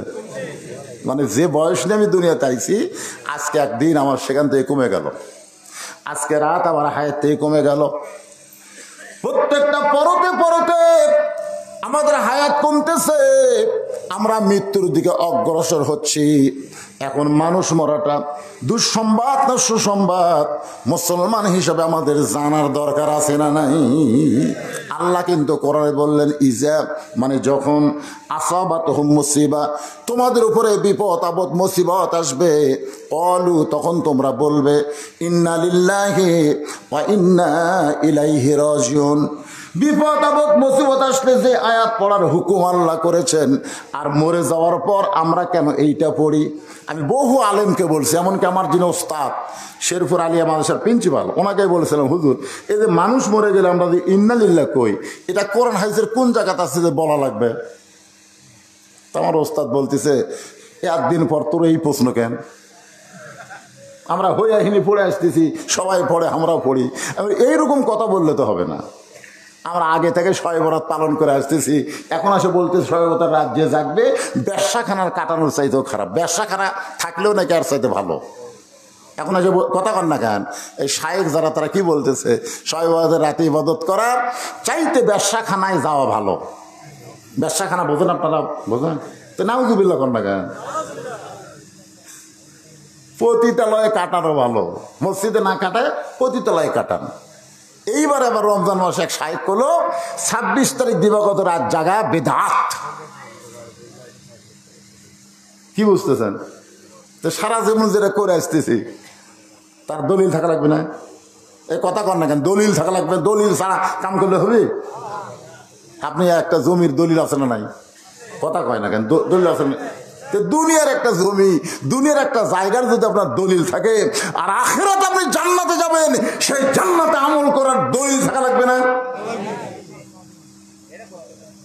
দলিলে বাপদাদারা করতেছে, আমরাও করতেছি। তো বাপদাদা তো জমি ভোগ করে আসতেছে, এখন আপনি করতেছেন। এখন এসে বলতেছে, ভাই তুই যে জমি খাচ্ছিস তোর দলিল। বেশি কথা কইস না। ওর দাদা জমিদার আসলো, ওর বাপও জমিদার আসলো, এই শালা আর জমিদার আছে, তোর দলিল নাই, জাকাতুল লয়। আপনি তখন কি করবেন? আমরা অনেক আমল করতেছি, হাসরের ময়দানে যদি আল্লাহ বলে আমল তো করবার, কে কইছে? দলিল কি? দলিল নাই আল্লাহ, তোর একটাও কবুল হয়নি। আমি আমার হুজুরকে বললাম, হুজুর মানুষ মরার খবর শুনে যে ইন্না লিল্লাহ আমরা পড়ি, এই পড়ার দলিল কি? কোরআনে কি দলিল পাচ্ছি? এটা হলো বিপদ আপদ মুসিবতের সময় আল্লাহ বলেছেন, ক্বালু তোমরা বলো ইন্না লিল্লাহি ওয়া ইন্না ইলাইহি রাজিউন। আমার হুজুর বলতেছে, বাজান এগুলো দলিল টলিল বুঝে না, সবাই কয় আমিও কই। আসলে কি সবাই বললে আমরা বলবো? আমাকে জানার অধিকার আছে না নাই? দরকার আছে। আজকে এখানে একটা জানাজা হলো দেখি তো, এ ওয়াজ আমার 38 বছর ওয়াজের জীবনে আমি কোনোদিন জানাজা করে এসে টেজে তো ওয়াজ করছি, আজকে প্রথম। আপনাকে কোনোদিন হয়েছে যে জানাজা করে ওয়াজ শুনছেন? কথা কর না কেন? তাহলে একটা নতুন অভিজ্ঞতা হলো না আমাদের। এই মিডিয়ার ভাইরা, এটা তোমরা ফলাও করে প্রচার করবে, হুজুর মাঠে জানাজা করে তারপরে টেজে আসলো। আমি তো আমার জীবনে একটা প্রথম জিনিস পেলাম, আগে জানাজা হলো, তারপর আবার ওয়াজ হচ্ছে। বাস্তব কথাগুলো আমি আপনাদের সামনে বলতেছি ভাইজান, বহু ওয়াজ জীবনে শুনবেন, আজকে একটু মনোযোগ দিয়ে কথাগুলো শুনবেন। রাজি আছেন সবাই? তো আমাদের এক মা মারা গেল, আমাদের একজন বাবা মারা গেল, আমাদের একজন ভাই মরে গেল, আমাদের একজন বোন মরে গেল। মরার কথা শুনেই আমরা বিপদের আয়াত করলাম, ইন্না লিল্লাহ ইন্না লিল্লাহ। আসলে মুসলমান মরা বিপদ না, সুসংবাদ। এটা আমাকে জানা লাগবে তো, যে আমি তো আয়াতে কারিমা তেলাওয়াত করলাম, যারা মুসলমান হয়ে মারা যাবে তাদের কোনো ভয় নাই, তাদের কোনো চিন্তা নেই। মরার সঙ্গে সঙ্গে আল্লাহর জান্নাতের দরজা তাদের জন্য খুলে ধরা হবে। সুবহানাল্লাহ। কবরে যাইতে দেরি হবে, কিন্তু তাদের জান্নাতে ঢুকতে দেরি হবে না। এখন আপনারা বলেন, মরাটা খুশির খবর না কষ্টের খবর? তাহলে খুশির খবর শুনে এই বিপদের আয়াত আমরা কেন বললাম? অনেকে এখন চিন্তায় পড়ে গেছেন, গোলক ধাঁধায় পড়ে গেছেন, মনে মনে ভাবতেছেন যে মরাটাই হলো সব চাইতে বড় বিপদ। আসলেই বিপদ, মরাটা হলো সবচাইতে বড় বিপদ। কার জন্যে? এই মরাটা হলো সবচাইতে বড় বিপদ কার জন্যে? যে নামাজ পড়েনি, যে রোজা করেনি, যে আল্লাহর কোনো হুকুম মানেনি, ওই বদমাইশের জন্য মরাটা হলো সবচাইতে বড় বিপদ। কারণ মরার সাথে সাথে তোর আযাব শুরু হবে। কথা কর না কেন? আর আযাব শুরু হবে, মৃত্যুর সময় আযাব, কবরে আযাব, সব জায়গায় খেলে আযাব। এই যে সুদ খাচ্ছে, ঘুষ খাচ্ছে, টাকার পাহাড় জমাইছে, কবরে যাওয়ার সাথে সাথে বিষাক্ত সাপ এসে সাইজ করবে। জোরে কথা ঠিক কিনা? একটা গান আছে ছোটবেলায় শুনছি, যদি ফুলগুলো হয় অভিমানে ঝরে যায়, আমি মালা গেথে বলো কারে পরাবো, সে যে কেন এলো না কিছু ভালো লাগে না, কবরে আসুক তারে আমি মজা দেখাবো। এই কবরে মজা আছে না নাই? কার জন্যে? এখন যদি আপনারা বলেন হুজুর আমাকেও জন্যে, তাহলে ইসলামও যা হিন্দুতে, এই ইসলামও যা হিন্দুতে, মুসলমানও যা কাফেরও তাই। গোলেমালে আলু করলে হবে না। আজকে জান্নাতের বাগানে বসে যারা রাত জাগা শুনতেছেন, আর যাই হোক তাদের কবর কবর হবে না, আল্লাহ তাদের কবরকে জান্নাতের টুকরা বানায় দিবে। কেমনে বানায় দিবে? এমনি দিবে না, কেমনে দিবে? এইটা মুসলমানের বাচ্চা হিসাবে আমাদের জানার অধিকার আছে না নাই? দরকার আছেন নাই? একটু মনোযোগ দিয়ে শুনবেন, মনোযোগ দিয়ে শুনলেই বুঝতে পারবেন কঠিন কোন সাবজেক্ট আপনাদের সামনে বলতেছেন। ভাই যাইতেই যখন হবে বাড়ির থেকে বের হলেই বউ কান গরম করে দেয়, দেখে শুনে আওয়াজ করবেন, আমি কি দেখবো? বলে দেখবেন বর্তমান সরকারের কোনো নেতা তেজত আছে কিনা, আশেপাশে পুলিশের গাড়ি র্যাবের গাড়ি আছে কিনা, এগুলাকে দেখবেন, তারপর আওয়াজ করবেন। এগুলা থাকলে তেল আওয়াজ মারা বাড়িতে আসবেন। আমি বললাম আমি যে বাড়িতে আসতে পারবো তার গ্যারান্টি কি? বলে না, এগুলা কঠিন ওয়াজ না করলে তো পুলিশ ধরবি না, পুলিশ না ধরলেই তো আপনি চলে আসবেন। আমি বলি পুলিশ না ধরে যদি আজরাইল ধরে, যেই কইছে আজরাইল বউ চম করছে, এতদিন খালি পুলিশ ধরারই টেনশন করছি গো, আজরাইল ধরার কোনো টেনশন করিনি। আপনারা কি ধরার টেনশন করেন, পুলিশ না আজরাইল? এই ভোটের আগে আমাদের বগুড়াত কি হলো জানেন? যারা বিএনপি করে জামাত করে এরকম পুলিশ একেবারে বাছাই করে করে ধরা শুরু করলো। আমার এলাকার একজন নেতা ওই জেতা অবস্থায় গোরস্থানে একটা কবর খুঁড়িছে, একের গোরস্থানের মাঝখানে একটা কবর করে সেই কবরের নিচে খেয়ার দিছে, তার উপর কম্বল দিয়ে তার উপর ল্যাপ নেয়, আরামসে ঘুম পাড়ে। রাত্রেবেলা বউকে মোবাইল করে, কে গো খবর কি? বউ চুম করে বলে আপনার খবর কি? বলে মাশাআল্লাহ, কোনো টেনশন নেই, এমন জায়গাতে আসি পুলিশের বাপেরও ক্ষমতা নেই, এ জায়গাতে আসে। বউ বলতেছে তারও ভালো থাকেন। সন্ধ্যা থেকে এ পর্যন্ত 3 বার পুলিশ আইছিল। স্বামী বলতেছে যতই চেষ্টা করুক হামাক খুঁজে পাবি না। আসলে গোরস্থানের মধ্যে জেতা অবস্থায় শুয়ে থাকা আপনি কোন লক্ষণ ভালো মনে করেন? আপনাকে বোঝানোর জন্য বলতেছি, আজকের এই লাশ দাফন করার জন্য বোঝানোর জন্য বলতেছি। মনে করেন আল্লাহ আজরাইলকে বলতেছে যা তো পুলিশের চেহারায় ওর কাছে যা। কার চেহারায়? বর্তমানে মানুষ খালি বাংলার লোকেরা পুলিশ ধরার চিন্তা করতেছে, আজরাইল ধরার চিন্তাই করতেছে না। যা ওর কাছে পুলিশের পোশাক পরে যা। তা আজরাইল পুলিশের পোশাক পরে ওই গোরস্থানে যায়, বলতে কে ভাই, মাথা বের করে বলে এই জায়গার তো খবর কে দিল? আমি তো মনে করছিলাম গোরস্থানের নিরাপদ, আর এই জায়গার তুই পুলিশ কেমনি খবর পালি? বলে আমি তো পুলিশ না ভাই, আমি হলো আজরাইল। তখন কান্দে রইল, ভাই রে, বর্তমান বাংলাদেশে পুলিশ ধরার ভয়ে আজরাইল যে ধরবে এইটা আমাকে মনেই নেই। আজকে মা দুনিয়ার থেকে বিদায় নিল, এরপর আপনাকে মনে কি কয়? যে কোনো সময় ধরবার পারে, কথা কোন ধরবার পারে? তো কারা কারা ঈশার নামাজ পড়েননি জানো না? যারা বলতেছেন যে কোনো সময় ধরবার পারে, এই কথা বলার পরে যদি ঈশার নামাজ না পড়েন তাহলে আপনি মনে হয় খুব জাননেওয়ালা আছেন যে ফজর পর্যন্ত আমি বাঁচবো। ফজর পর্যন্ত বাঁচার কোনো গ্যারান্টি আছে?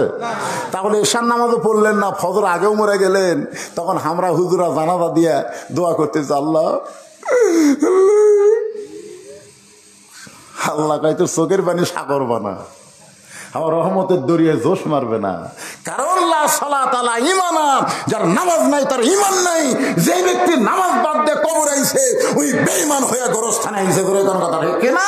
ওর জন্য কান্দা জানাজা দিয়ে কোনো লাভ হবে না। ওই ঈশার নামাজ পড়ে ফজর আগে মারা যাইতো, ওর জানাজা না থাকলেও ওর নামাজ আদায়ের কারণে আমি আল্লাহর জান্নাত দিয়ে দিতাম। নাম দিয়েছেন গোরস্থান এবং মসজিদ। এখন বলেন গোরস্থানের সাথে মসজিদের সম্পর্ক আছে না নাই? যেখানে আছে না নাই? কি সম্পর্ক? মসজিদে ঈশার নামাজ আদায় হবে, যে কোনো সময় আমাদের মৃত্যু হবে। এই মৃত্যুটা যদি মুসলমান হয়ে মরতে চায়, একটু মনোযোগ দিবেন। মৃত্যু কিন্তু কঠিন বিষয় না। মরার খবর শুনলেই আমরা ইন্না লিল্লাহ পড়ি। আসলে মৃত্যুটা যদি মুসলমানের মৃত্যু হয়, ওই ব্যক্তির কবরে যাওয়ার আগে আল্লাহ তার রুহুটাকে ইল্লিন নামক জান্নাতের বাগানে রাইখা দিবে। কবরে আবার রুহুটা ফেরত দিবে। ওই রুহু তার দেহের মধ্যে ঢোকানোর পরে তাকে আবার জীবিত করা হবে। মুনকির নাকির তাকে 3টা প্রশ্ন করবে। 1 নম্বর প্রশ্ন হলো মান রব্বুকা, তোমার রবকে। যেই প্রশ্ন করবে তোমার রবকে, আপনার অনেকে বলতেছেন হুজুর প্রশ্ন করা মাত্রই উত্তর দিব আল্লাহ, প্রশ্ন করলে উত্তর দিব আল্লাহ। আপনি উত্তর দিবার পারলে উত্তর দিবেন না, উত্তর দেওয়াটা আপনার জন্য বিপদের কারণ হয়ে যাবে। কারণ যেই ব্যক্তি নামাজ নিয়ে কবরে গেছে, তাকে নতুন করে রবের উত্তর দেওয়া লাগবে না। মসজিদে ঢোকার সাথে সাথেই ওই লোকটা নিয়ত করার পরেই বলেছে আলহামদুলিল্লাহি রব্বিল। রুকুতে যখন গেছে তখনই বলেছে সুবহান রাব্বিয়াল আযীম। আবার সেজদায় যখন গেল তখন বলল সুবহান রাব্বিয়াল আলা। দুনিয়ায় এতবার রব রব করে যে দুনিয়া থেকে কবরে গেছে, তাকে রবের উত্তর নিজে দেওয়া লাগবে না, নামাজ তার পক্ষে উত্তর দিয়ে দিবে। আল্লাহ বলে মুনকির নাকির রে, যে নামাজ নিয়ে কবরের মধ্যে আইছে সে রবের উত্তর হয়ে গেছে। এখন আপনারা বলেন নামাজ ছাড়া কবর যাবেন? মাশাআল্লাহ, একমাত্র নামাজ, একমাত্র নামাজ। ইন্না সালাতা তানহানিল ফাহশাই ওয়াল মুনকার। একমাত্র নামাজই পারে মানুষকে যাবতীয় খারাপি থেকে বাঁচাই দিতে। আজকে আমাদের সেই নামাজের দরকার আছে না নাই? আর 2 নম্বর হলো আমার দিনুকা, তোমার দিন কি। বুখারী শরীফে একটা হাদিস পড়ি, তারপরে দিন সম্পর্কে 3টা প্রশ্নের উত্তর ইন্না লিল্লাহ বিষয় নিয়ে আলোচনা হবে। মুনকির নাকির প্রশ্ন করবে আমার নবীকা, তোমার নবীকে। তারপরে প্রশ্ন করবে আমার দিনুকা, তোমার দিন কি। এই দিন সম্পর্কে যখন প্রশ্ন করবে, আল্লাহর নবী বলেছেন মা আহাদান ইয়াদখুলুল জান্নাতা ইউহিব্বু ইয়ারজি ইলাদ দুনিয়া ওয়া লাহু মা'আল আরদি মিন শাইইন ইল্লা শাহীদুন ইয়াতামান্না আন ইয়ারজি ইলাদ দুনিয়া ফায়ুক্তাল আশারা মাররাতান লিমা ইয়ারা মিনাল কারামাতি। রাওয়াহুল বুখারী কিতাবুল মাগাজি। আপনারা বলেন তো, মুয়াজ্জিন সাহেব যখন মসজিদে আজান দেয়, এই আজান দেওয়ার সাথে সাথে মসজিদে যাওয়া শুধু বাপের জন্যই ফরজ? নামাজ আদায় করা খালি বাপের জন্যও ফরজ না ছেলের জন্যও? আমার দিনকে খুব খেয়াল করবেন। আপনি যে এশার নামাজ মসজিদে আদায় করলেন, আলহামদুলিল্লাহ, আদায় করার পরে রাতের খাবার খাচ্ছেন না? খান কি খান না? কথা বল। আপনার জোহরের নামাজ পড়ে দুপুরের খাওয়া খাবেন, আর এশার নামাজ পড়ে রাতের খাওয়া খাবেন। এই নিয়ম করবেন। এশার নামাজ রাখবেন, রাতের খাওয়া খাবো না। জোহরের নামাজ আদায় না করলে আমি দুপুরে খাবো না। আপনার কাছে খাওয়া আগে না নামাজ আগে? এটা একটা নির্ধারিত রুটিন করে নেবেন।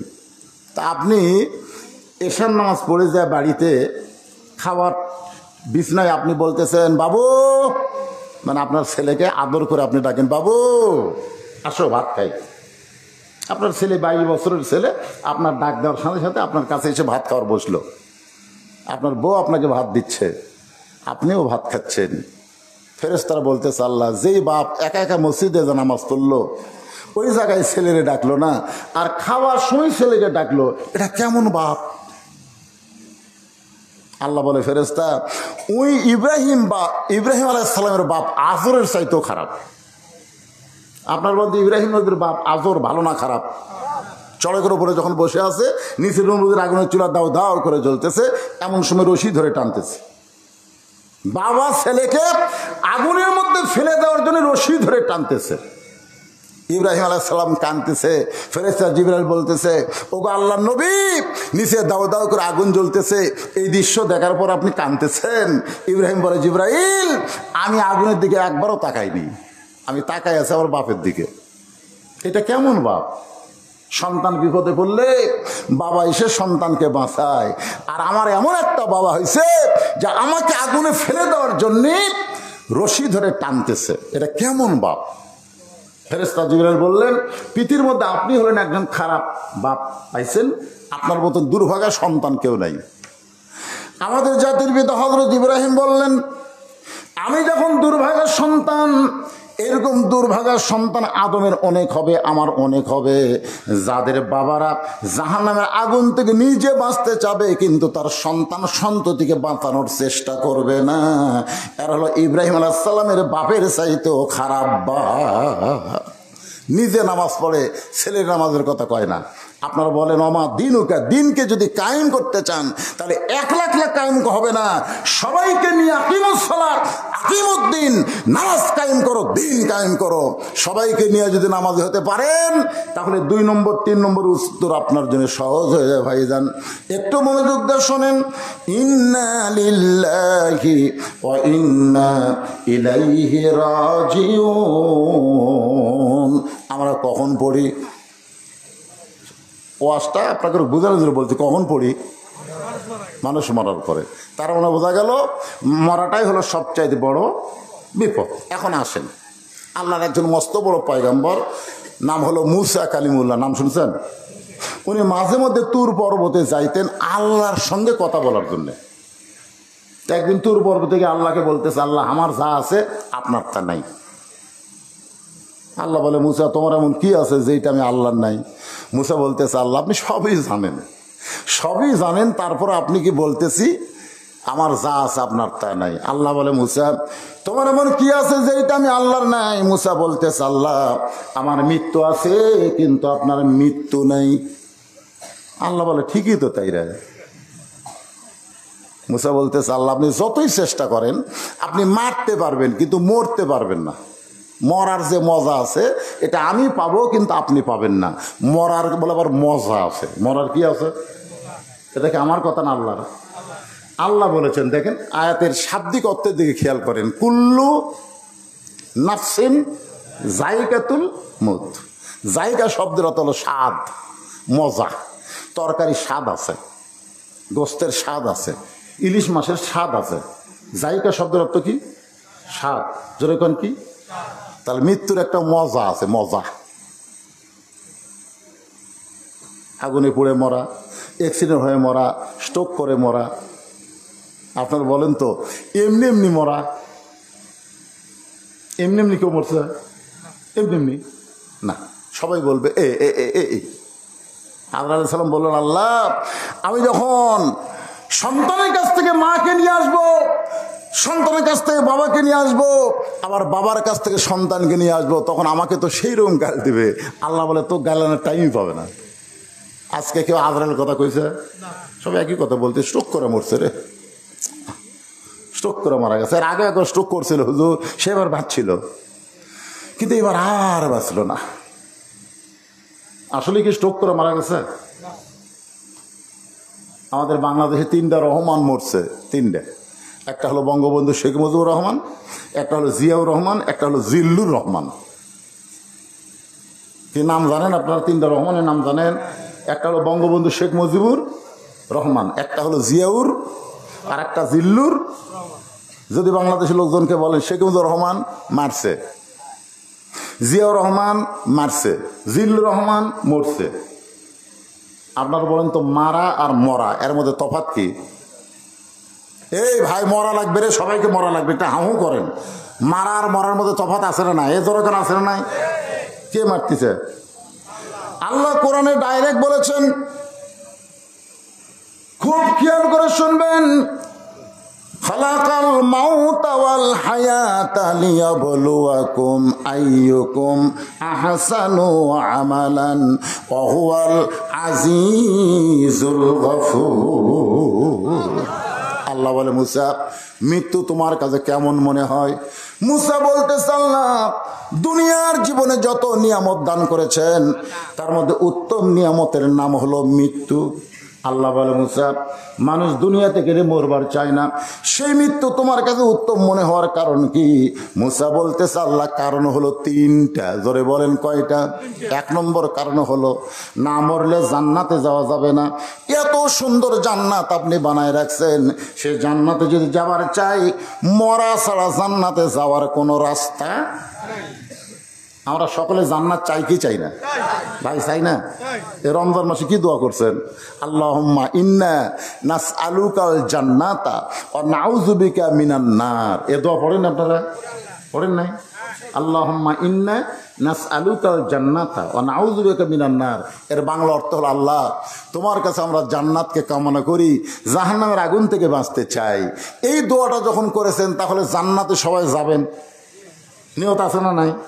এখন যদি আল্লাহ বলে আচ্ছা ঠিক আছে তোমাকে দোয়া কবুল করে আমি আল্লাহ তোমাকে জান্নাত দিয়ে দিলাম, যাও, তখন তো আপনারাই বলবেন আল্লাহ জান্নাত দিলেন ঠিক, আমরা যাবো কোন দরজা দিয়ে? মুসা বলেন আল্লাহ জান্নাতে যাইতে গেলে মরা লাগবে, মরা ছাড়া জান্নাতে যাওয়া যাবে না। এখন আমি আপনাদের মিছিল করে নেব, এই জানাজা করলেন ভিতরে কোনো আফসোস থাকবে না। আমি যেই বলবো জান্নাতে যাইতে গেলে কি চাই, আপনার যাদেরকে আল্লাহ জবান দিয়েছে সবাই জবান খুলে বলবেন মরতে চাই। কি বলবেন? পারবেন না? জান্নাতে যাইতে গেলে কি চাই? যারা বলতেছেন না তারা কিন্তু বিপদে পড়বেন।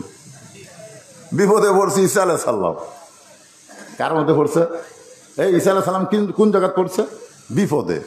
লাইলাতুল মিরাজে নবী যখন সমস্ত নবী রাসূল ইমামতি করলেন, ফেরেশতা জিবরাইল বললেন হুজুর আপনি যে আজকে ইমামতি করলেন বাইতুল মুকাদ্দাসে, যে মুকাদ্দাস এখন ইহুদিরা দখল করতে চায়, ওই ঘরের মধ্যে আমাদের নবী ইমামুল আম্বিয়া ইমামুল মুরসালিন ডিগ্রি পাইছে। ধরে কোন সুবহানাল্লাহ।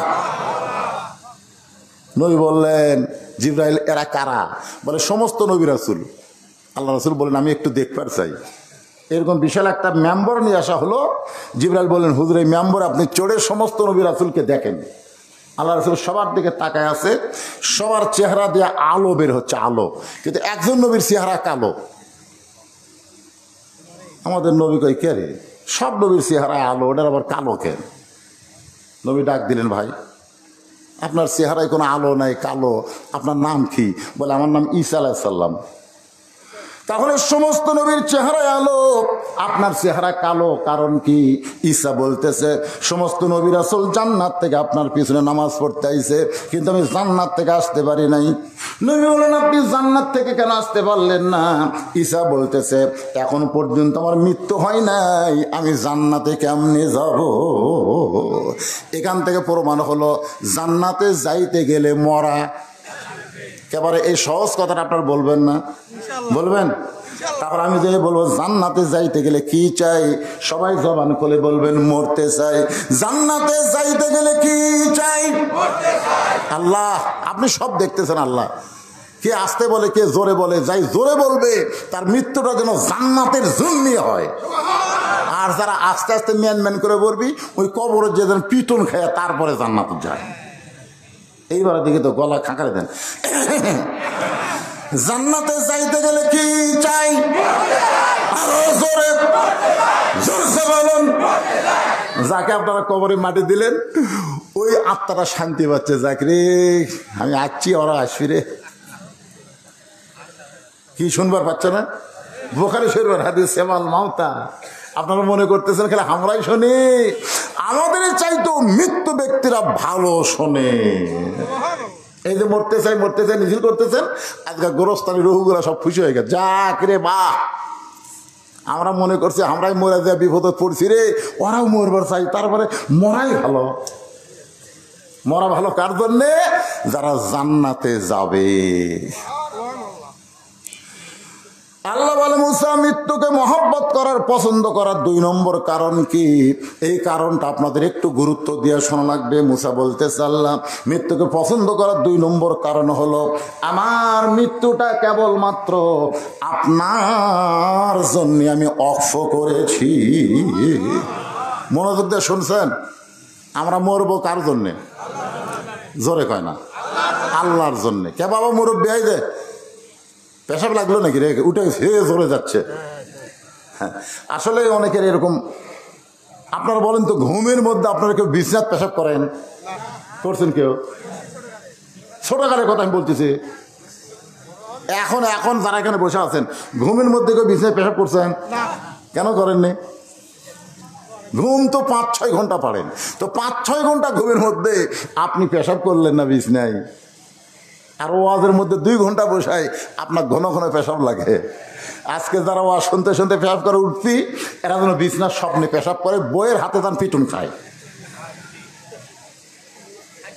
কি রে, সামান্য 2-1 ঘন্টা জান্নাতের বাগানে কোরআনের মহব্বতে আপনার পেশাব লাগে কেন? আল্লাহ কোরআনে বলেন, অনুনাজ্জিলু মিনাল কুরআনি মা হুয়া শিফাউ ওয়া রাহমাতুল লিল মুমিনিন।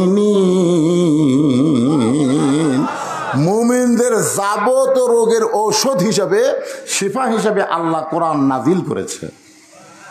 তা আপনি একটু মহব্বত করে দায়িত্ব নিয়ে মনোযোগ দিয়ে যদি কথাগুলো শোনেন, পেশাব লাগবে না।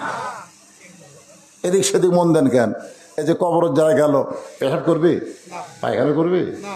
গোরস্থানের পাশেই জান্নাতের বাগানে কোরআনের মাহফিলে বসে আছেন, একটু মনোযোগ দিয়ে, বেশি সময় না।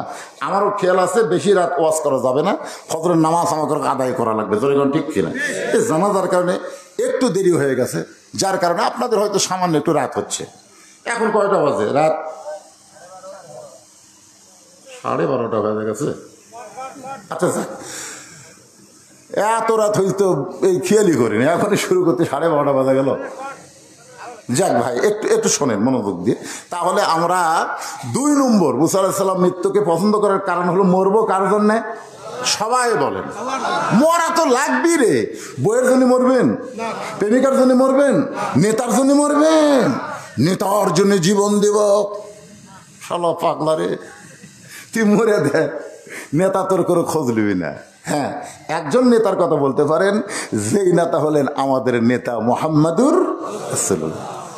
হ্যাঁ, সাইয়্যিদুল আম্বিয়া, সাইয়্যিদুল মুরসালিন। দরুদের মধ্যে আমরা বলি, আল্লাহুম্মা সাল্লি আলা সাইয়্যিদিনা, সাইয়্যিদিনা। সাইয়্যিদিনা মানে আমাদের নেতা। ওই নবীর জন্য যদি জীবন দেন, ওই নেতার জন্য যদি জীবন দেন, ওই জীবনটা আল্লাহর জন্যই দেওয়া হবে। আল্লাহ নবী 2 জনা, প্রেম করেছেন গোপনা, মাঝখানে তো অন্য কারো জায়গা ছিল না। লা ইলাহা ইল্লাল্লাহ, এর সাথে কি আছে? মুহাম্মাদুর। আচ্ছা, এখানে কি ওয়া আছে? ওয়া কলেমার মধ্যে কি ওয়া আছে? ওয়া মানে আফস, এবং লা ইলাহা ইল্লাল্লাহ এবং মুহাম্মাদুর রাসূলুল্লাহ, ওয়া আছে। তার মানে কি? আতিউল্লাহ ওয়া আতিউর রাসূল, কুল ইন কুনতুম তুহিব্বুনাল্লাহ ফাত্তাবিউনি। উপায় নাই রে, উপায় নাই রে, উপায় নাই, নবী বিনে আল্লাহ পাওয়ার উপায় নাই। সবাই বলেন, উপায় নাই রে, উপায় নাই রে, উপায় নাই, নবী বিনে আল্লাহ পাওয়ার উপায় নাই। যদি জীবন দিতে চান আল্লাহর জন্যে, নবীর জন্য, সেইটা ভিন্ন কথা। রাসূল বলেছেন, লা ইউমিনু আহাদুকুম হাত্তা আকুনা আহাব্বা ইলাইহি মিন নাফসিহি। তুমি যতক্ষণ পর্যন্ত প্রকৃত মুমিন হতে পারবে না, যতক্ষণ পর্যন্ত নিজের জীবনের চাইতে আল্লাহ রাসূলকে বেশি মহব্বত না করবে। একটু মনোযোগ দিবেন। আমরা মরব আল্লাহর জন্যে, মরব নবীর জন্যে। আল্লাহ আমাদের সকলের মৃত্যুকে কবুল করুক। জোরে কান আমিন। মুসা বলতেছে, আল্লাহ মৃত্যুকে পছন্দ করার 2 নম্বর কারণ হলো, আমার মৃত্যুটা আপনার জন্য অফ করেছি। সঙ্গে সঙ্গে আল্লাহর কুদরতি মুখে হাসি ফুটে গেছে। আপনার বলেন তো, আল্লাহর মুখ আছে না নাই? আল্লাহর হাত আছে না নাই? আল্লাহর চোখ আছে না নাই? আল্লাহর কান আছে না নাই? যখন আল্লাহ বলতেছেন সামিউম বাসির, আমি শ্রবণকারী এবং আমি দর্শনকারী, আমি দেখি এবং শুনি। আপনার বলেন, শোনার যন্ত্রের নাম কি? কান। দেখার জিনিসের নাম কি? চোখ। আল্লাহ বলতেছেন, তাবারাকাল্লাযী বিয়াদিহিল মুলক, গোটা পৃথিবীর রাজত্ব কর্তৃত্ব আমার হাতের উপরে। তার মানে আল্লাহর হাত আছে না নাই? এ কথা আছে না নাই? আছে। আল্লাহর মুখ আছে, আল্লাহ কথা বলে। আল্লাহর চোখ আছে, আল্লাহ দেখে। মুসা নবী শুনতে পায় আল্লাহর কুদরতি মুখে হাসি ফুটে গেছে। মুসা নবী কিন্তু আল্লাহকে দেখতে পায় নাই, কিন্তু শুনতে পেয়েছে। আপনি যে ঢাকার কোনো বন্ধুর সঙ্গে মোবাইলে কথা বলেন, বাটন মোবাইলে, ওই বন্ধু মোবাইল করতে করতে যদি কান্দে, আপনি এই বলে দেখার থেকে বুঝতে পারবেন আমার বন্ধু কাঁদতেছে। যদি বন্ধু হাসে তাহলেও কিন্তু আপনি বুঝতে পারবেন যে আমার বন্ধু হাসতেছে। আল্লাহর কুদরতি মুখে হাসি ফুটে গেছে। মুসা বলে, আল্লাহ আপনি হাসেন কেন? আল্লাহ বলে, হাসার কারণ হলো, মুসা রে তুমি বড় চালাক, আমার জন্য যারা মরবে, আমার জন্য মৃত্যুকে যারা অক্ষ করে দিবে, আমি আল্লাহ বলতেছি তাদের মৃত্যু নাই, তারা চির অমর হয়ে থাকবে। কত বড় সুন্দর কথা! আল্লাহর জন্য যারা জীবন দেবে তাদের মৃত্যুই নাই। এটা কি আমার কথা না আল্লাহর কথা? আল্লাহ কোরআনে বললেন, ওয়ালা তাকুলু লিমান ইউকতালু ফি সাবিলিল্লাহি আমওয়াতুন বাল আহইয়াউ ওয়ালাকিন লা তাশউরুন। আপনারা আল্লাহর জন্য কারা কারা মরবার চান? আল্লাহকে একটু হাত দেখেন। আল্লাহ হাতগুলো দেখো। আল্লাহ কে কে হাত তোলেনি রে? আল্লাহ যারা হাত তোলেনি আল্লাহ তারকে মৃত্যু তোমার উপর ছাড়া দিলাম, কিন্তু যারা তুলেছে আল্লাহ এই হাতগুলো তাদের তোমার জন্য মৃত্যু কবুল করো। জোরে কোন আমিন। হাত নামান। আল্লাহর জন্য যদি মরবার চাই, আল্লাহ যা বলছে এটা মানার দরকার আছে না নাই? কথা কন না কেন? হাত তুলে বললাম আল্লাহ তোমার জন্য মরবার চাই। যেরকম এক স্বামী জমিতে আবাদ করে, হাল চাষ নিয়ে গেছে। হাল চাষ বোঝেন? তাকে গরু দিয়ে হাল বতো, নাঙ্গলে চাষ করতেছে। বউ আবার বাচ্চা কাচ্চা নাই, তো নিজেই স্বামীরে সকালবেলার খাওয়া পান্তা ভাত, আমাকে এলাকায় সকালের খাওয়া কৃষকের পান্তা ভাত। কি ভাত? 10টা বেজা যায়, 10টা বেজা যায়, পান্তা যায় না। স্বামী কয়েক হাল বইতে বইতে আমার খিদে লেগে গেল। বউ বাড়িতে কি করতেছে? ওই হাল ছাড়া দিয়া প্যান্টি ঘুরাচ্ছে আর আসতেছে যে বাড়ির যা বউ তোকে সাইজ কর্ম। কিন্তু বাড়ির কাছে আইসা দেখে বউ কাঁদতেছে আর বলতেছে, আমার স্বামীকে এত ভালোবাসি, স্বামী ছাড়া আমি বাঁচতে পারবো না। স্বামীকে আমি এত ভালোবাসি রে, স্বামী ছাড়া আমি বাঁচতে পারবো না। স্বামীর রাগ পানি হয়ে গেছে। স্বামী যে পানটি ঘুরাচ্ছে বাড়ির যে মারবি, গান শোনে, আরে আমার বউ আমাকে এত ভালোবাসে। এখনো বলে, বিবি রে আর ভালোবাসার গান গাওয়া দরকার নাই, তাড়াতাড়ি আমার সামনে একটু খাবার দাও, পেটে আমার আগুন জ্বলছে। বউ বলতেছে, আমি স্বামীকে এত ভালোবাসি, খাবার দেওয়া আমার ভালো লাগে না। আমি স্বামীকে এত ভালোবাসি, কিন্তু খাবার দেওয়া স্বামীকে ভালো লাগে না। আপনার বলেন তো এই ভালোবাসা দাম আছে? দাম আছে? স্বামী দেখতেছে বউ আমাকে এমন ভালোবাসে, আমি হালাফান্তি ছাড়া তো উপায় দেখি না। আজকে যারা আল্লাহর জন্য জীবন দেওয়ার জন্য হাত তুলেছেন, লিমা তাকুলু মালা তাফালু, আল্লাহ কোরআনে বলেছেন তোমার কথার সাথে আমলের যদি মিল না পাওয়া যায় তাহলে তুমি টাটকা মুনাফিক। জোরে কোন কি মুনাফিক? কথা কোন কি মুনাফিক? টাটকা মুনাফিক। এদেরকে কানে খালি বছরান্তর একটা করে মাহফিল করবি আর টাকা আদায় করবি। একটা করে মাহফিল করা, টাকা আদায়, এটা উদ্দেশ্য করা যাবে না। এটা উদ্দেশ্য কি? আমাদেরকে আল্লাহ দুনিয়াতে ইবাদতের উদ্দেশ্যে পাঠাইছে। জোরে কোন কথা ঠিক কেন? কি কথা কর না কেন? অমা খলাকতুল জিন্না ওয়াল ইনসা ইল্লা লিয়াবুদুন। ইবাদতের উদ্দেশ্যে তোমাদেরকে দুনিয়াতে সৃষ্টি করা হয়েছে, কিন্তু ইবাদতই যে আমরা সারা জীবন করি, নামাজ পড়ি, রোজা করি, কাজ কাম কিছু করি না, তাহলে চলবে? চলবে?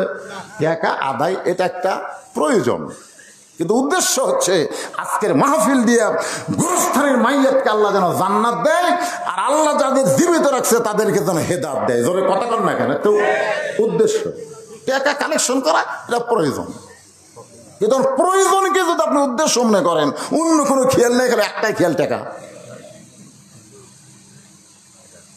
টাকা দরকার আছে, আছে না নাই? কিন্তু বেশি হলে কিন্তু বিপদ।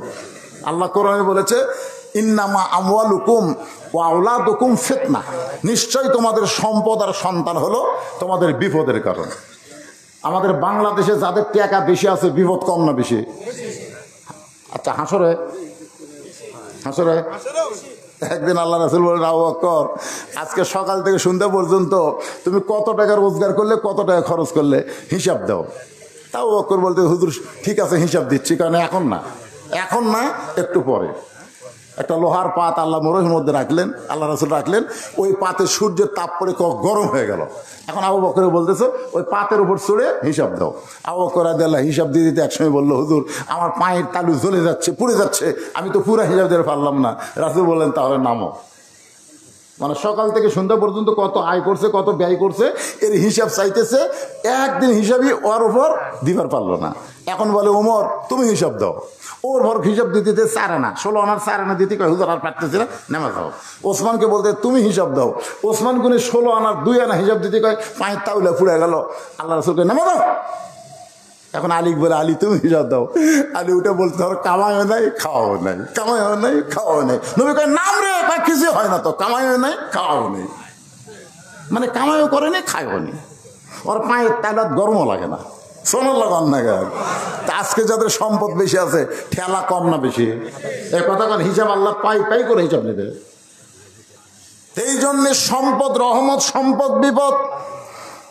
আমি কমিটির ভাইদেরকে বলবো, গভীর রাত হয়ে গেছে, আমি একটু আজকে একজন মা দুনিয়া থেকে চলে গেছে, ইন্না লিল্লাহ নিয়ে কথা বলতেছি, একটু মনোযোগ দাও, আপনারাও শোনেন, সবাইকে হিসাব দেওয়া লাগবে, সবাইকে কবরে 3টা প্রশ্নের উত্তর দেওয়া লাগবে। জোরে কোন ঠিক কিনা? উত্তর যেন আমাদের পক্ষ থেকে আল্লাহ দেয়। এইটা কেমনে দিবে এই বিষয়ে কথাগুলো আপনাদের সামনে বলতেছি। এখন আল্লাহর জন্য জীবন দিবার গেলে আল্লাহর হুকুম আমাদের আমল করার দরকার আছে না নাই? দরকার আছে না নাই? আল্লাহর হুকুম হলো সৎ পথে চলতে হবে, সৎ কথা বলতে হবে। আল্লাহর হুকুম হচ্ছে আমাদেরকে 5 ওয়াক্ত নামাজ আদায় করা লাগবে। আল্লাহর হুকুম হলো আমাদেরকে হালাল ভক্ষণ করা লাগবে, হারাম স্পর্শ করা যাবে না। আল্লাহর হুকুম হলো মা বোনদের জন্য অকরনা ফি বুয়ুতিকুন্না ওয়ালা তাবাররাজনা তাবাররুজাল জাহিলিয়াতিল উলা।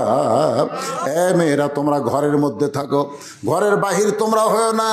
কোনো প্রয়োজনে যদি ঘরের বাহির হও তাহলে হেজাব নিয়ে, পর্দা নিয়ে হবে। ওই জাহিলি যুগের মেয়েদের মতন সাজুগুজু করে রাস্তায় বের হওয়া যাবে না। এই হুকুম কার? আরো জোরে বলেন হুকুম কার? আমার মায়েরা শোনেন, গভীর রাতে আজকে এই গ্রামের একজন মাকে কবর দেওয়া হলো, তারা জানাজা হলো 11টার সময়। তাহলে 11:30টায় এটা কি প্রথম রাত না গভীর রাত? জোরে কোন গভীর রাত না প্রথম রাত? আজকের যে মাকে আমরা দাফন করলাম গভীর রাতে তাকে দাফন করা হলো। গভীর রাত্রে দাফন হয়েছে মা ফাতেমার। দাফনের কাজে কোনো মানুষ তার সঙ্গে ছিল না। একজন ব্যক্তি তাকে কাঁধে করে নিয়ে জান্নাতুল বাকির মধ্যে দাফন করে।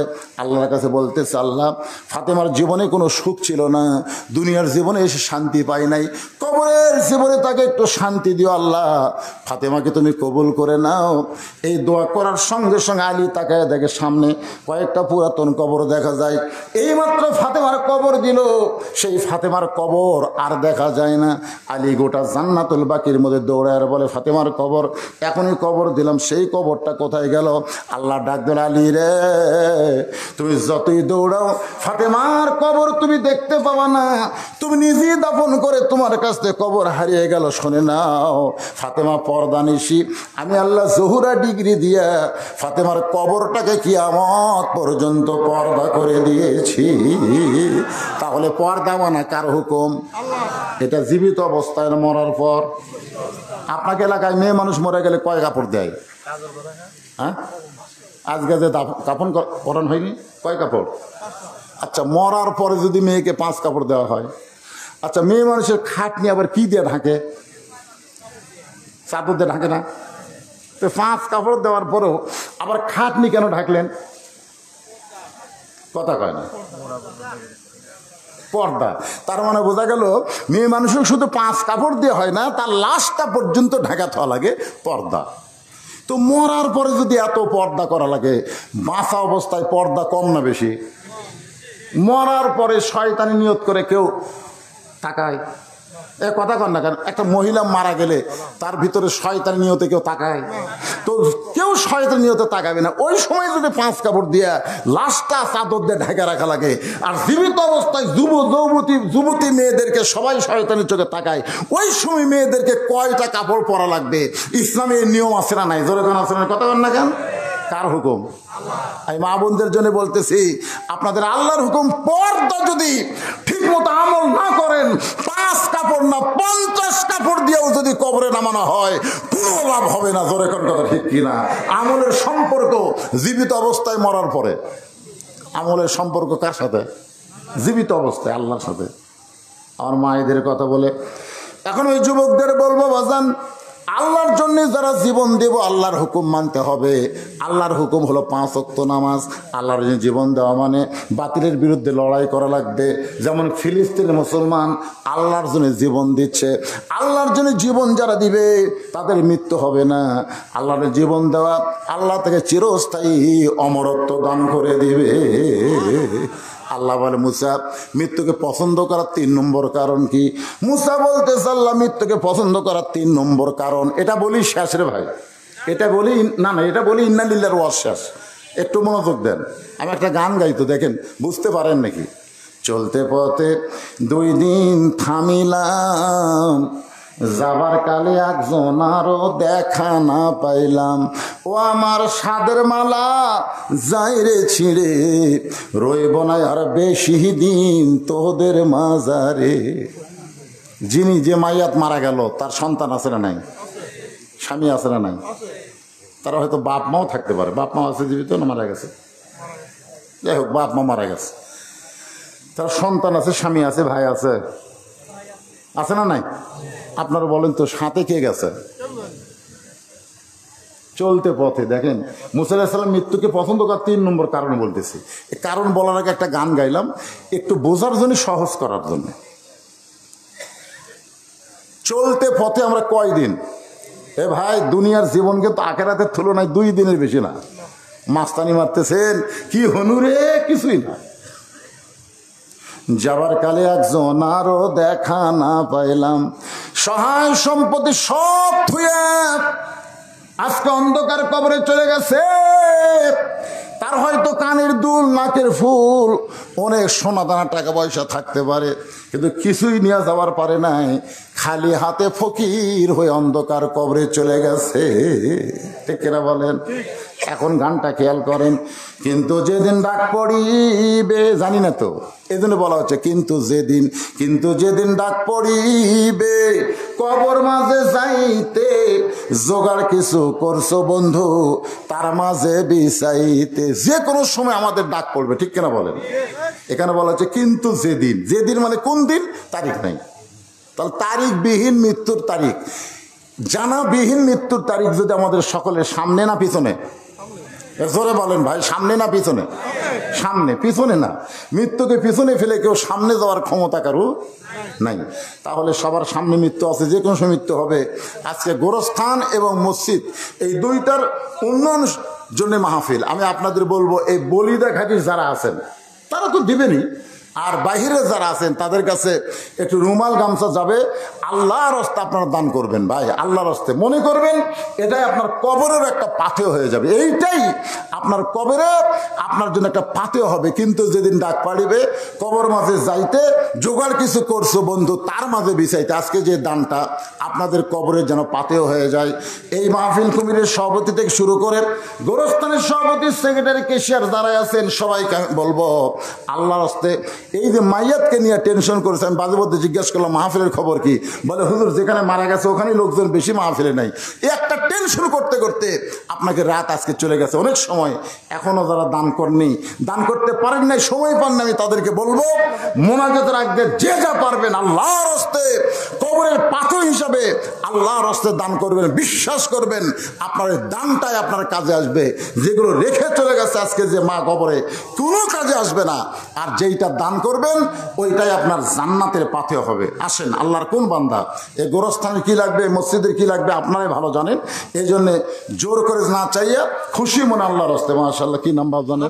হাফিজুর রহমান। আল্লাহ প্রথম বসে সুন্দরভাবে বক্তার কথাগুলো শুনে সর্বপ্রথম 1000 টাকা নগদে করছে দান, আল্লাহ হাফিজুরের দানকে আল্লাহ আপনি কবুল করেন। বাপ মা যদি কবরে যায় আল্লাহ এই দানের ওসিলায় বাপ মার কবরকে জান্নাতের টুকরা বানায় দেন। মিশে মায়ায় বন্দি থাইকা করলাম কত খেলা, পশ্চিমে তাকিয়া দেখো তোমার ডুইবা গেছে বেলা। কি নাম বাজানের? হ্যাঁ, ফরদু নাম হলো না, ফরিদুল। কি ভাই, ফরিদুল ইসলাম নাকি? ফরিদুল ইসলাম। আল্লাহ 500 টাকা দান করেছে, আল্লাহ দানকে কবুল করেন। আল্লাহ নেক নিয়ত নেক আশা পুরা করেন। আল্লাহুম্মা আমিন। ভাইজান যারা নগদে না পারেন বাকি ধান দেন, 1 মণ 2 মণ ধান। বিল হলো ধানের গোলা। এই মাসটা হলো বৈশাখ মাস। জমিতে ধানের অবস্থা কিরকম? কাটাকাটি শুরু হয়েছে নাকি? আপনাদের কাটাকাটি কি শুরু হয়েছে? শুরু হয়নি, হবে তো। তো এখনো কি বৈশাখ মাসে কোনো বৃষ্টি ঝড় হয়েছে? শিলা পাথর হয়েছে? আর সদাকাতু তারুদ্দুল বালা, দান সদকা করলে আসমানি বালা জমিনি বালা থেকে আল্লাহ আপনাকে হেফাজত করবে। এটা আমার কথা না, কথা হলো রাসূলের। ও তাজিদু ফিল উমর, দান সদকা করার কারণে আল্লাহ তার হায়াতকে বৃদ্ধি করে দিবে।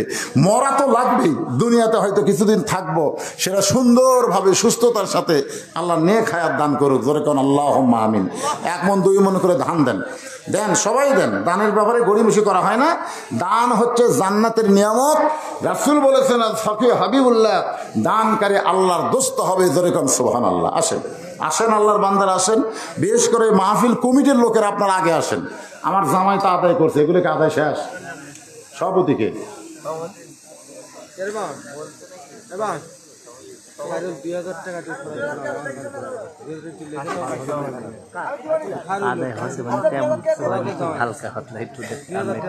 তো বলতেছি তো, সেটা দেওয়া লাগবে না। আরে লেখেন, সকালে দিবে 2000 টাকা। কে কার নামে? কোন লেখেন? কি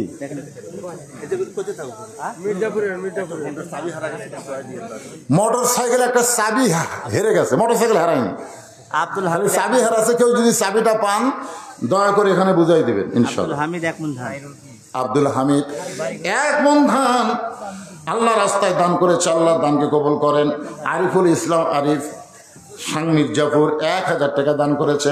আরিফুল ইসলামের দানকে আল্লাহ আপনি কবুল করেন। ইউনুস আলী হরিণা গ্রামের 10,000 টাকা। ইউনুস আলী কে হয় আপনাকে? 10,000 টাকা দিল,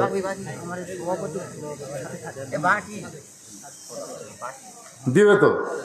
দিবে, আচ্ছা।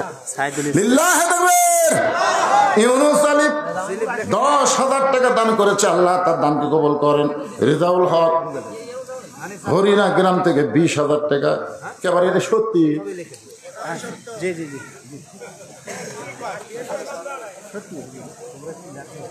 রেজাউল হক গ্রাম হরিণা 20,000 টাকা দিবি? প্রতি বছরই দেয়, মাশাআল্লাহ। আমি মনে করতেছি না না, একটু দেখতে কেমন লাগে যে গ্রামের লোক না। হরিণা তো পার্শ্ববর্তী গ্রাম, হরিণা আমি আগে আসতাম বারবার। আর রেজাউল হক আল্লাহ 20,000 টাকা দান করেছে, আল্লাহ তার দানকে কবুল করেন। আল্লাহ নেক নিয়ত নেক আশা পুরা করেন। রওশন আলী কলম গ্রামের নগদ 1000 টাকা দান করেছে। রওশন আলীর দানকে আল্লাহ আপনি কবুল করেন। আল্লাহুম্মা আমিন। আনিসুর রহমান 20,000 টাকা ধরে বলেন মারহাবা। এর বাড়ি কুটি এখানে। আচ্ছা আচ্ছা, মাশাআল্লাহ। মাহফিলের সার্বিক দায়িত্ব আনিসুর রহমান 20,000 টাকা দান করছে, আল্লাহ কবুল করেন।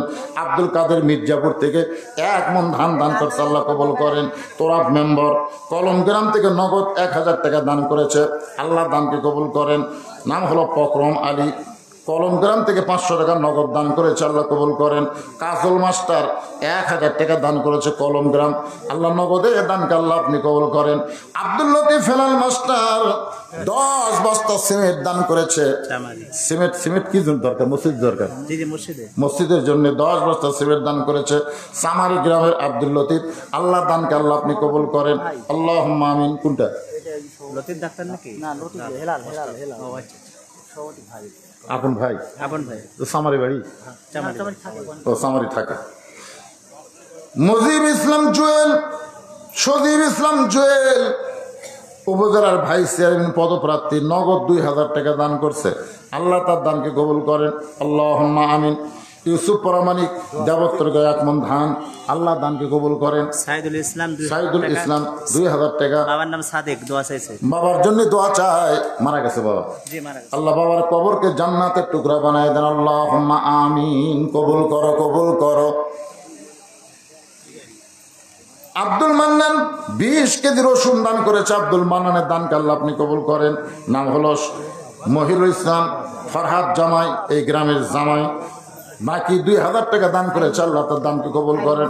আল্লাহুম্মা আমিন। সাকিব 1 বস্তা সিমেন্ট দান করেছে, আল্লাহ দানকে কবুল করেন।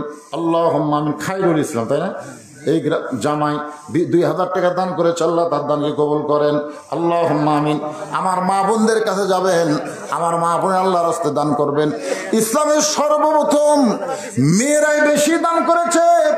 যার দানে ইসলাম পরিপূর্ণ রূপ নিয়েছে তার নাম হলো খাদিজাতুল কুবরা। সুবহানাল্লাহ বলেন। সবচেয়ে বেশি দান করছে মা খাদিজা ইসলামের জন্য।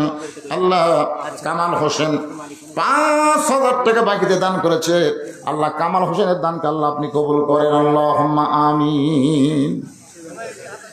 হ্যাঁ, সম্পদ কিন্তু থাকার জিনিস না, যেভাবে খরচ হয়ে যাবে, শেষ হয়ে যাবে।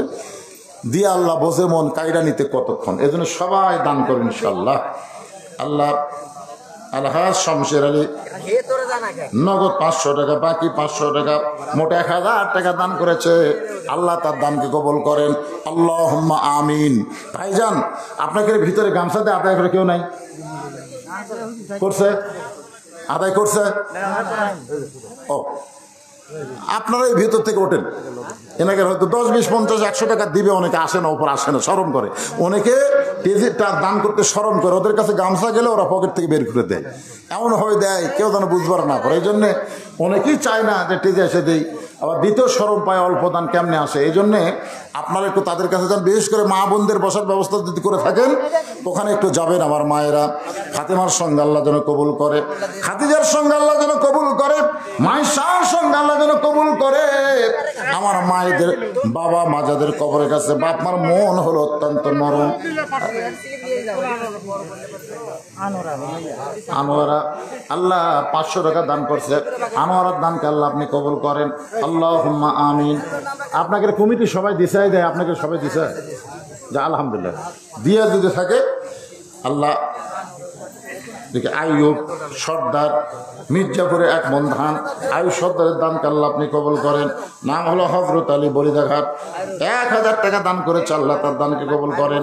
ওমর আলী 1000 টাকা 1 মণ ধান, আল্লাহ দানকে কবুল করেন। আল্লাহুম্মা আমিন। কবুল করো, কবুল করো মোদের কামনা, দানকারীকে দিবেন জান্নাত, আল্লাহ নিরাশ করেন না। একটু জিকির করেন লা ইলাহা ইল্লাল্লাহ, লা ইলাহা ইল্লাল্লাহ, লা ইলাহা। মোজাহার সরকার বলিদাঘাটি 1 মণ ধান দান করেছে, আল্লাহ মোজাহার সরকারের দানকে আল্লাহ আপনি কবুল করেন। মাজেদা 500 টাকা বাকি দান করেছে, আল্লাহ দানকে কবুল করেন। আল্লাহুম্মা আমিন। নাম হলো আব্দুল মান্নান, 500 টাকা বাকি দান করেছে, আল্লাহ দানকে কবুল করেন। আল্লাহুম্মা আমিন। এগুলোর কিন্তু গ্রামের নামও নাই, বাপের নামও নাই, খালি চিনেন আপনার আব্দুল মান্নান? চিনেন? ও, এটাই গ্রামের নাম, চিনেন তো?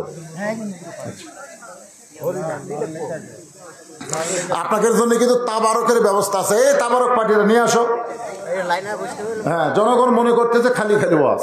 হ্যাঁ, তাবারকের ব্যবস্থা আছে, যতই মানুষ মারা যায় তারপরে এদের মনের মধ্যে এত কষ্ট নাই যে আপনাদেরকে খালি খালি ফেরত দেবে। বলতে তো পারে ভাই আজকে একটা মা মারা গেছে এই জন্য তাবারকের ব্যবস্থা করা যায়নি। ভাই না, খাসি দিয়ে তাবারক, খাসি দিয়ে। হ্যাঁ, মাশাআল্লাহ।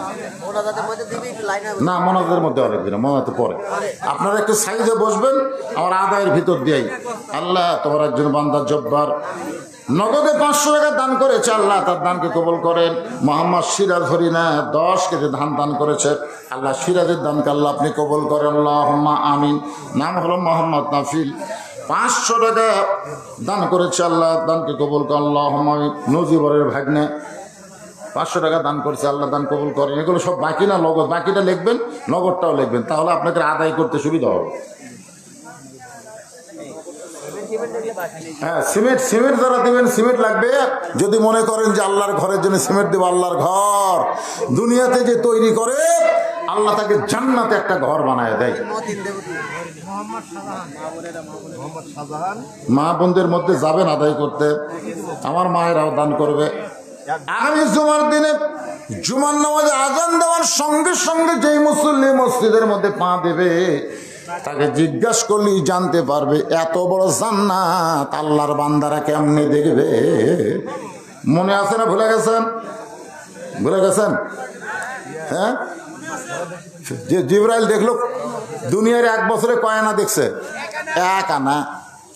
আর 16 আনা জান্নাত বান্দারা দেখবে কেমনে? ফেরেশতা জিবরাইল মনের মধ্যে প্রশ্ন, 600 ফাঁকাতে উড়াল দিয়ে 1 বছরে যদি 1 আনা দেখি তাহলে 16 আনা জান্নাতে হেঁটে হেঁটে বান্দারা কেমনে দেখবে?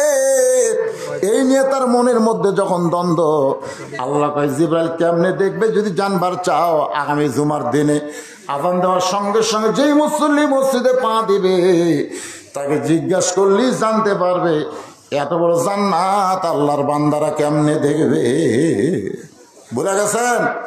আমাকে জান্নাত আছে না নাই? ছোট না বড়? কত বড়? হ্যাঁ, ভাইজান সেই জান্নাতের মালিক হবেন। আপনার মনে করতেছেন হেলিকপ্টার নাই, লাগবে না, রকেট লাগবে না, বিমান লাগবে না।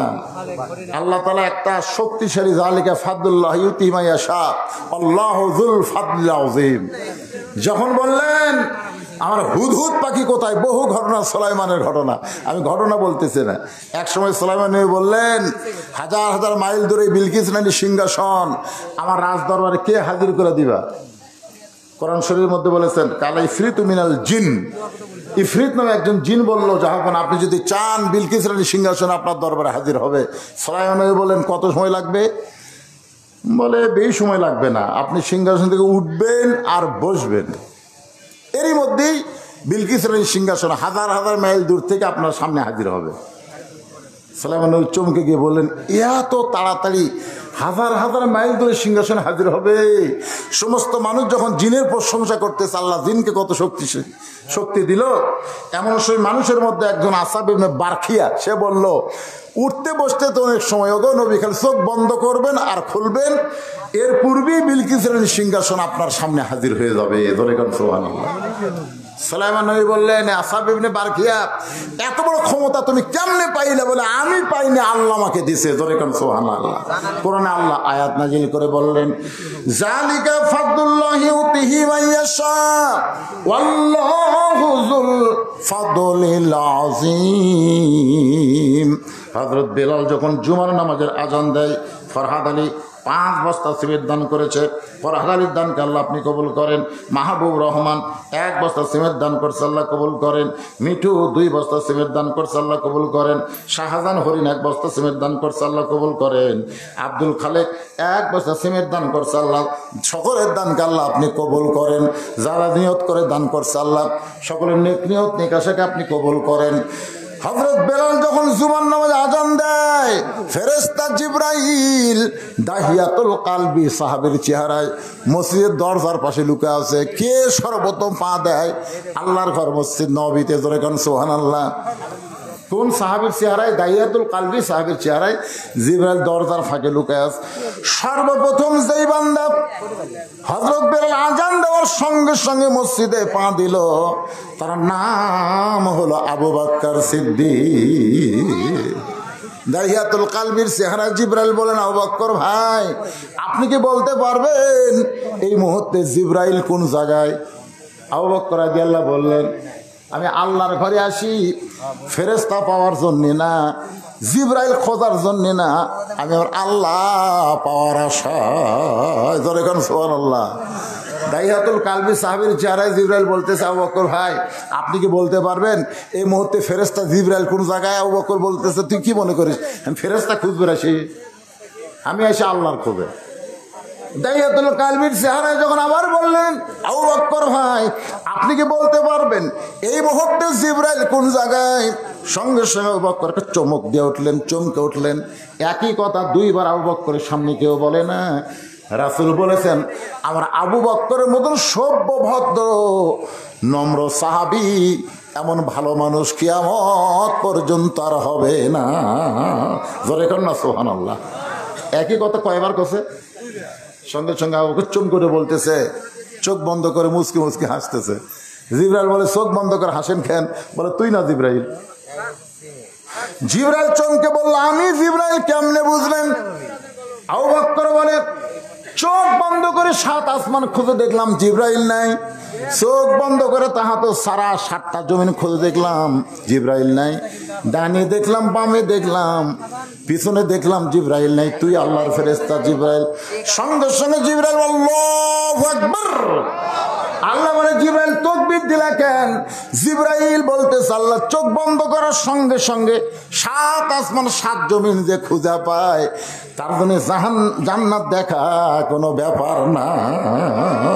জোরে কর না সুবহানাল্লাহ। এই ক্ষমতা আল্লাহ মানুষকে দিছে, ফেরেশতাকে দেয়নি।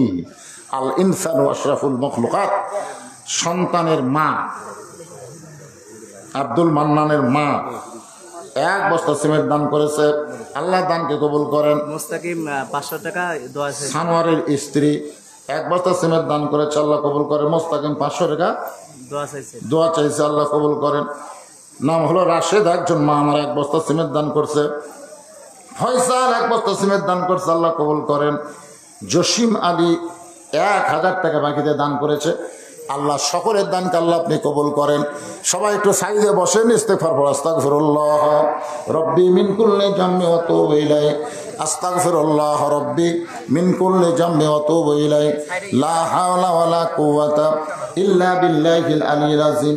আল্লাহুম্মা সাল্লি আলা মুহাম্মাদ ওয়া আলা আলি মুহাম্মাদ কামা সাল্লাইতা আলা ইব্রাহিম ওয়া আলা আলি ইব্রাহিম ইন্নাকা হামিদুম মাজিদ।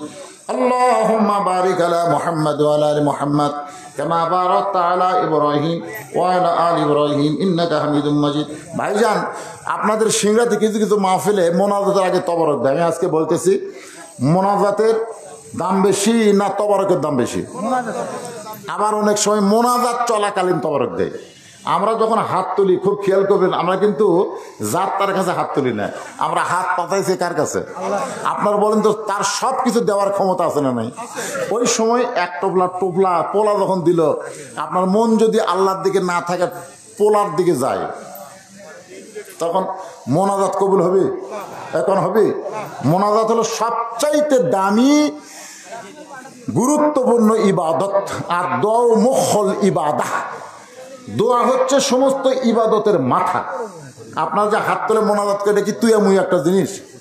কার কাছে হাত তুলছেন এইটা খেয়াল করবেন। আর এরই মধ্যে তবারক দিলে যে ওইদিকে মন যায়, কি হবে? এই জন্যে মোনাজাতের পরে আপনাকে হইচই করবেন। একজন কি 2 টোপলা নেবেন? 1 টোপলা করে নেবেন, তার মধ্যে তাবার রূপ মানে কি বরকতের খাবার। মানুষ মারা গেলে কি বলতে হবে দয়া করে জানাবেন। মানুষ মারা গেলে কি বলতে হবে? যেটা বলতেছেন সেটাই বলবে। আবার নতুন করে কি বলে ফেতনা শুরু করবেন? না, আমি বললাম এটা কি শুধু মানুষ মরার আয়াত? এটাই এতক্ষণ ধরে আপনি কি বুঝলেন? এটা হলো বিপদ আপদ। এটা ডাইরেক্ট ইজা মানে কি, যখন আসাবাত হুম মুসিবা, তোমাদের উপরে বিপদ আপদ মুসিবত আসবে, কলু, তখন তোমরা বলবে ইন্না লিল্লাহ। এখনো যদি আপনারা বলেন যে মানুষ মরে গেলে পড়া, মানুষ মরে গেলে কি বলবেন? মানুষ মরে গেলে সবচাইতে খেয়াল করা লাগবে, আমাকেও মরা লাগবে। জোরে কথা কন, আমাকেও মরা লাগবে। হ্যাঁ, মরে গেলে কি পড়া লাগবে? যেটা পড়তেছেন তার অর্থ জানেন? ইন্না লিল্লাহি ওয়া ইন্না ইলাইহি রাজিউন। কার কাছ থেকে আমরা এসেছি, আবার যাবো কার কাছে? কেমনে যাব? যখন এসেছি আমাদের কোনো পাপ আছে? যখন মায়ের পেট থেকে দুনিয়ার উদরে আসলাম, আপনার বলেন তো আমাদের কোনো পাপ আছে? কোনো পাপ ছিল? তাহলে দুনিয়া থেকে যখন কবরের উদরে যাব, আমাদের যেন কোনো পাপ না থাকে। সমস্ত পাপকে মাপ নিয়ে আল্লাহ যেন আমাদের মৃত্যু দেয়। সবাই বলে আমিন। ইন্না লিল্লাহি ওয়া ইন্না ইলাইহি রাজিউন। এখানে অনেকে দান করতেছেন, আর দানের কথা বলার দরকার নেই। খাসি জালালউদ্দিন সভাপতি অত্র মাহফিল, উনি একটা খাসি দান করছে। আজকেই করছে দান? আচ্ছা আচ্ছা, দান করে দিছে আর কি, সেটা পাকও হয়ে গেছে মাশাআল্লাহ। সভাপতি সাহেব যার স্ত্রী মারা গেল, উনি অনেক দেখলাম না, আসেন এখানে।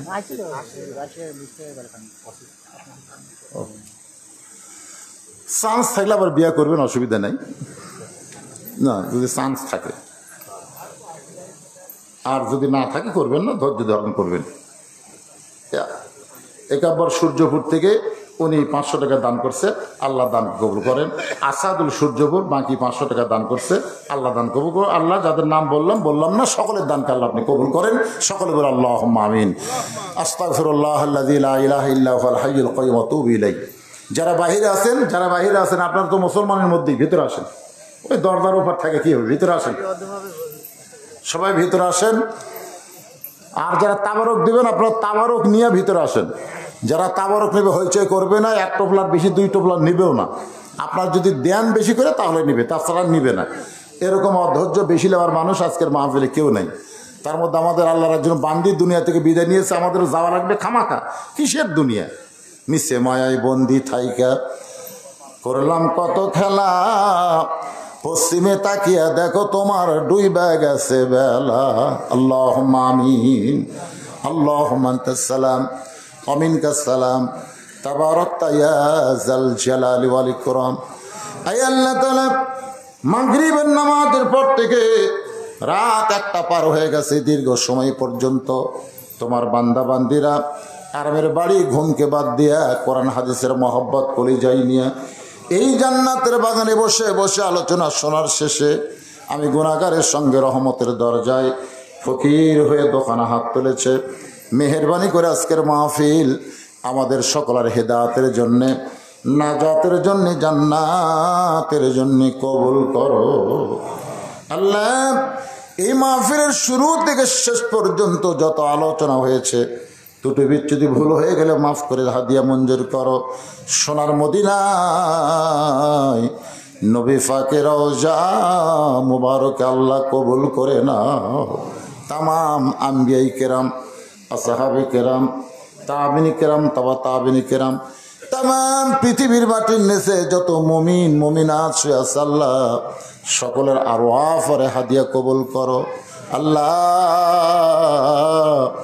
আমরা যারা হাত তুলেছি, আমাদের জনম দুঃখনী মা যাদের কবরে চলে গেছে, আল্লাহ মেহেরবানি করে মায়ের কবরকে জান্নাতের টুকরা বানিয়ে দাও। আমরা যারা হাত তুলেছি, আমাদের দাদুর বাবা যাদের অন্ধকার কবরে চলে গেছে, আল্লাহ মেহেরবানি করে বাবার কবরকে জান্নাতের টুকরা বানিয়ে দাও। আমাদের কারো সন্তান, কারো দাদা দাদি, এমনকি আজকে একজনের বিবি, একজনের মা দুনিয়া থেকে চলে গেল, আল্লাহ নতুন কবর দেওয়া হলো বলে দাঁড়িয়ে স্থানে আল্লাহ আমার সে মায়ের কবরকে জান্নাতের টুকরা কবুল করে না আল্লাহ। যারা কষ্ট করে মেহনত করে আল্লাহ এত সুন্দর আয়োজন করেছে আল্লাহ, আল্লাহ তাদের আয়োজনকে জান্নাতের বিনিময় হিসেবে কবুল করে না। নগদে বাকিতে আজকে অনেক টাকা দান করেছে আল্লাহ, আল্লাহ কেউ 10টা টাকা হলেও তো দান করেছে আল্লাহ। সকলের দানগুলোকে জান্নাতের বিনিময় হিসেবে কবুল করে নাও আল্লাহ। আল্লাহ ফিলিস্তিনের মুসলমানকে হেফাজত করো, যারা জীবন দিয়েছে শাহাদতের মর্যাদা দান করো। আহত অবস্থায় যারা হাসপাতালে আছে তাদেরকে সুস্থতার নিয়ামত দান করো।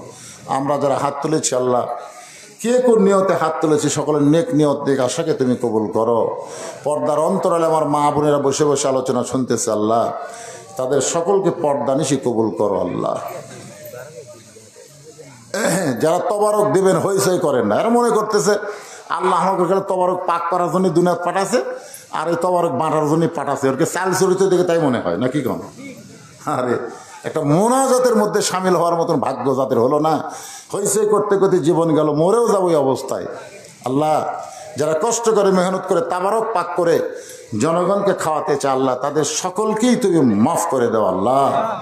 স্বাধীনতা বজায় রেখে সবাই তাবারক নেবেন এই বিশ্বাসে সকলে জবান খোলে মৃত্যুর সময় যেন আল্লাহ কবুল করে লা ইলাহা ইল্লাল্লাহু মুহাম্মাদুর রাসূলুল্লাহ সাল্লাল্লাহু আলাইহি সাল্লাম।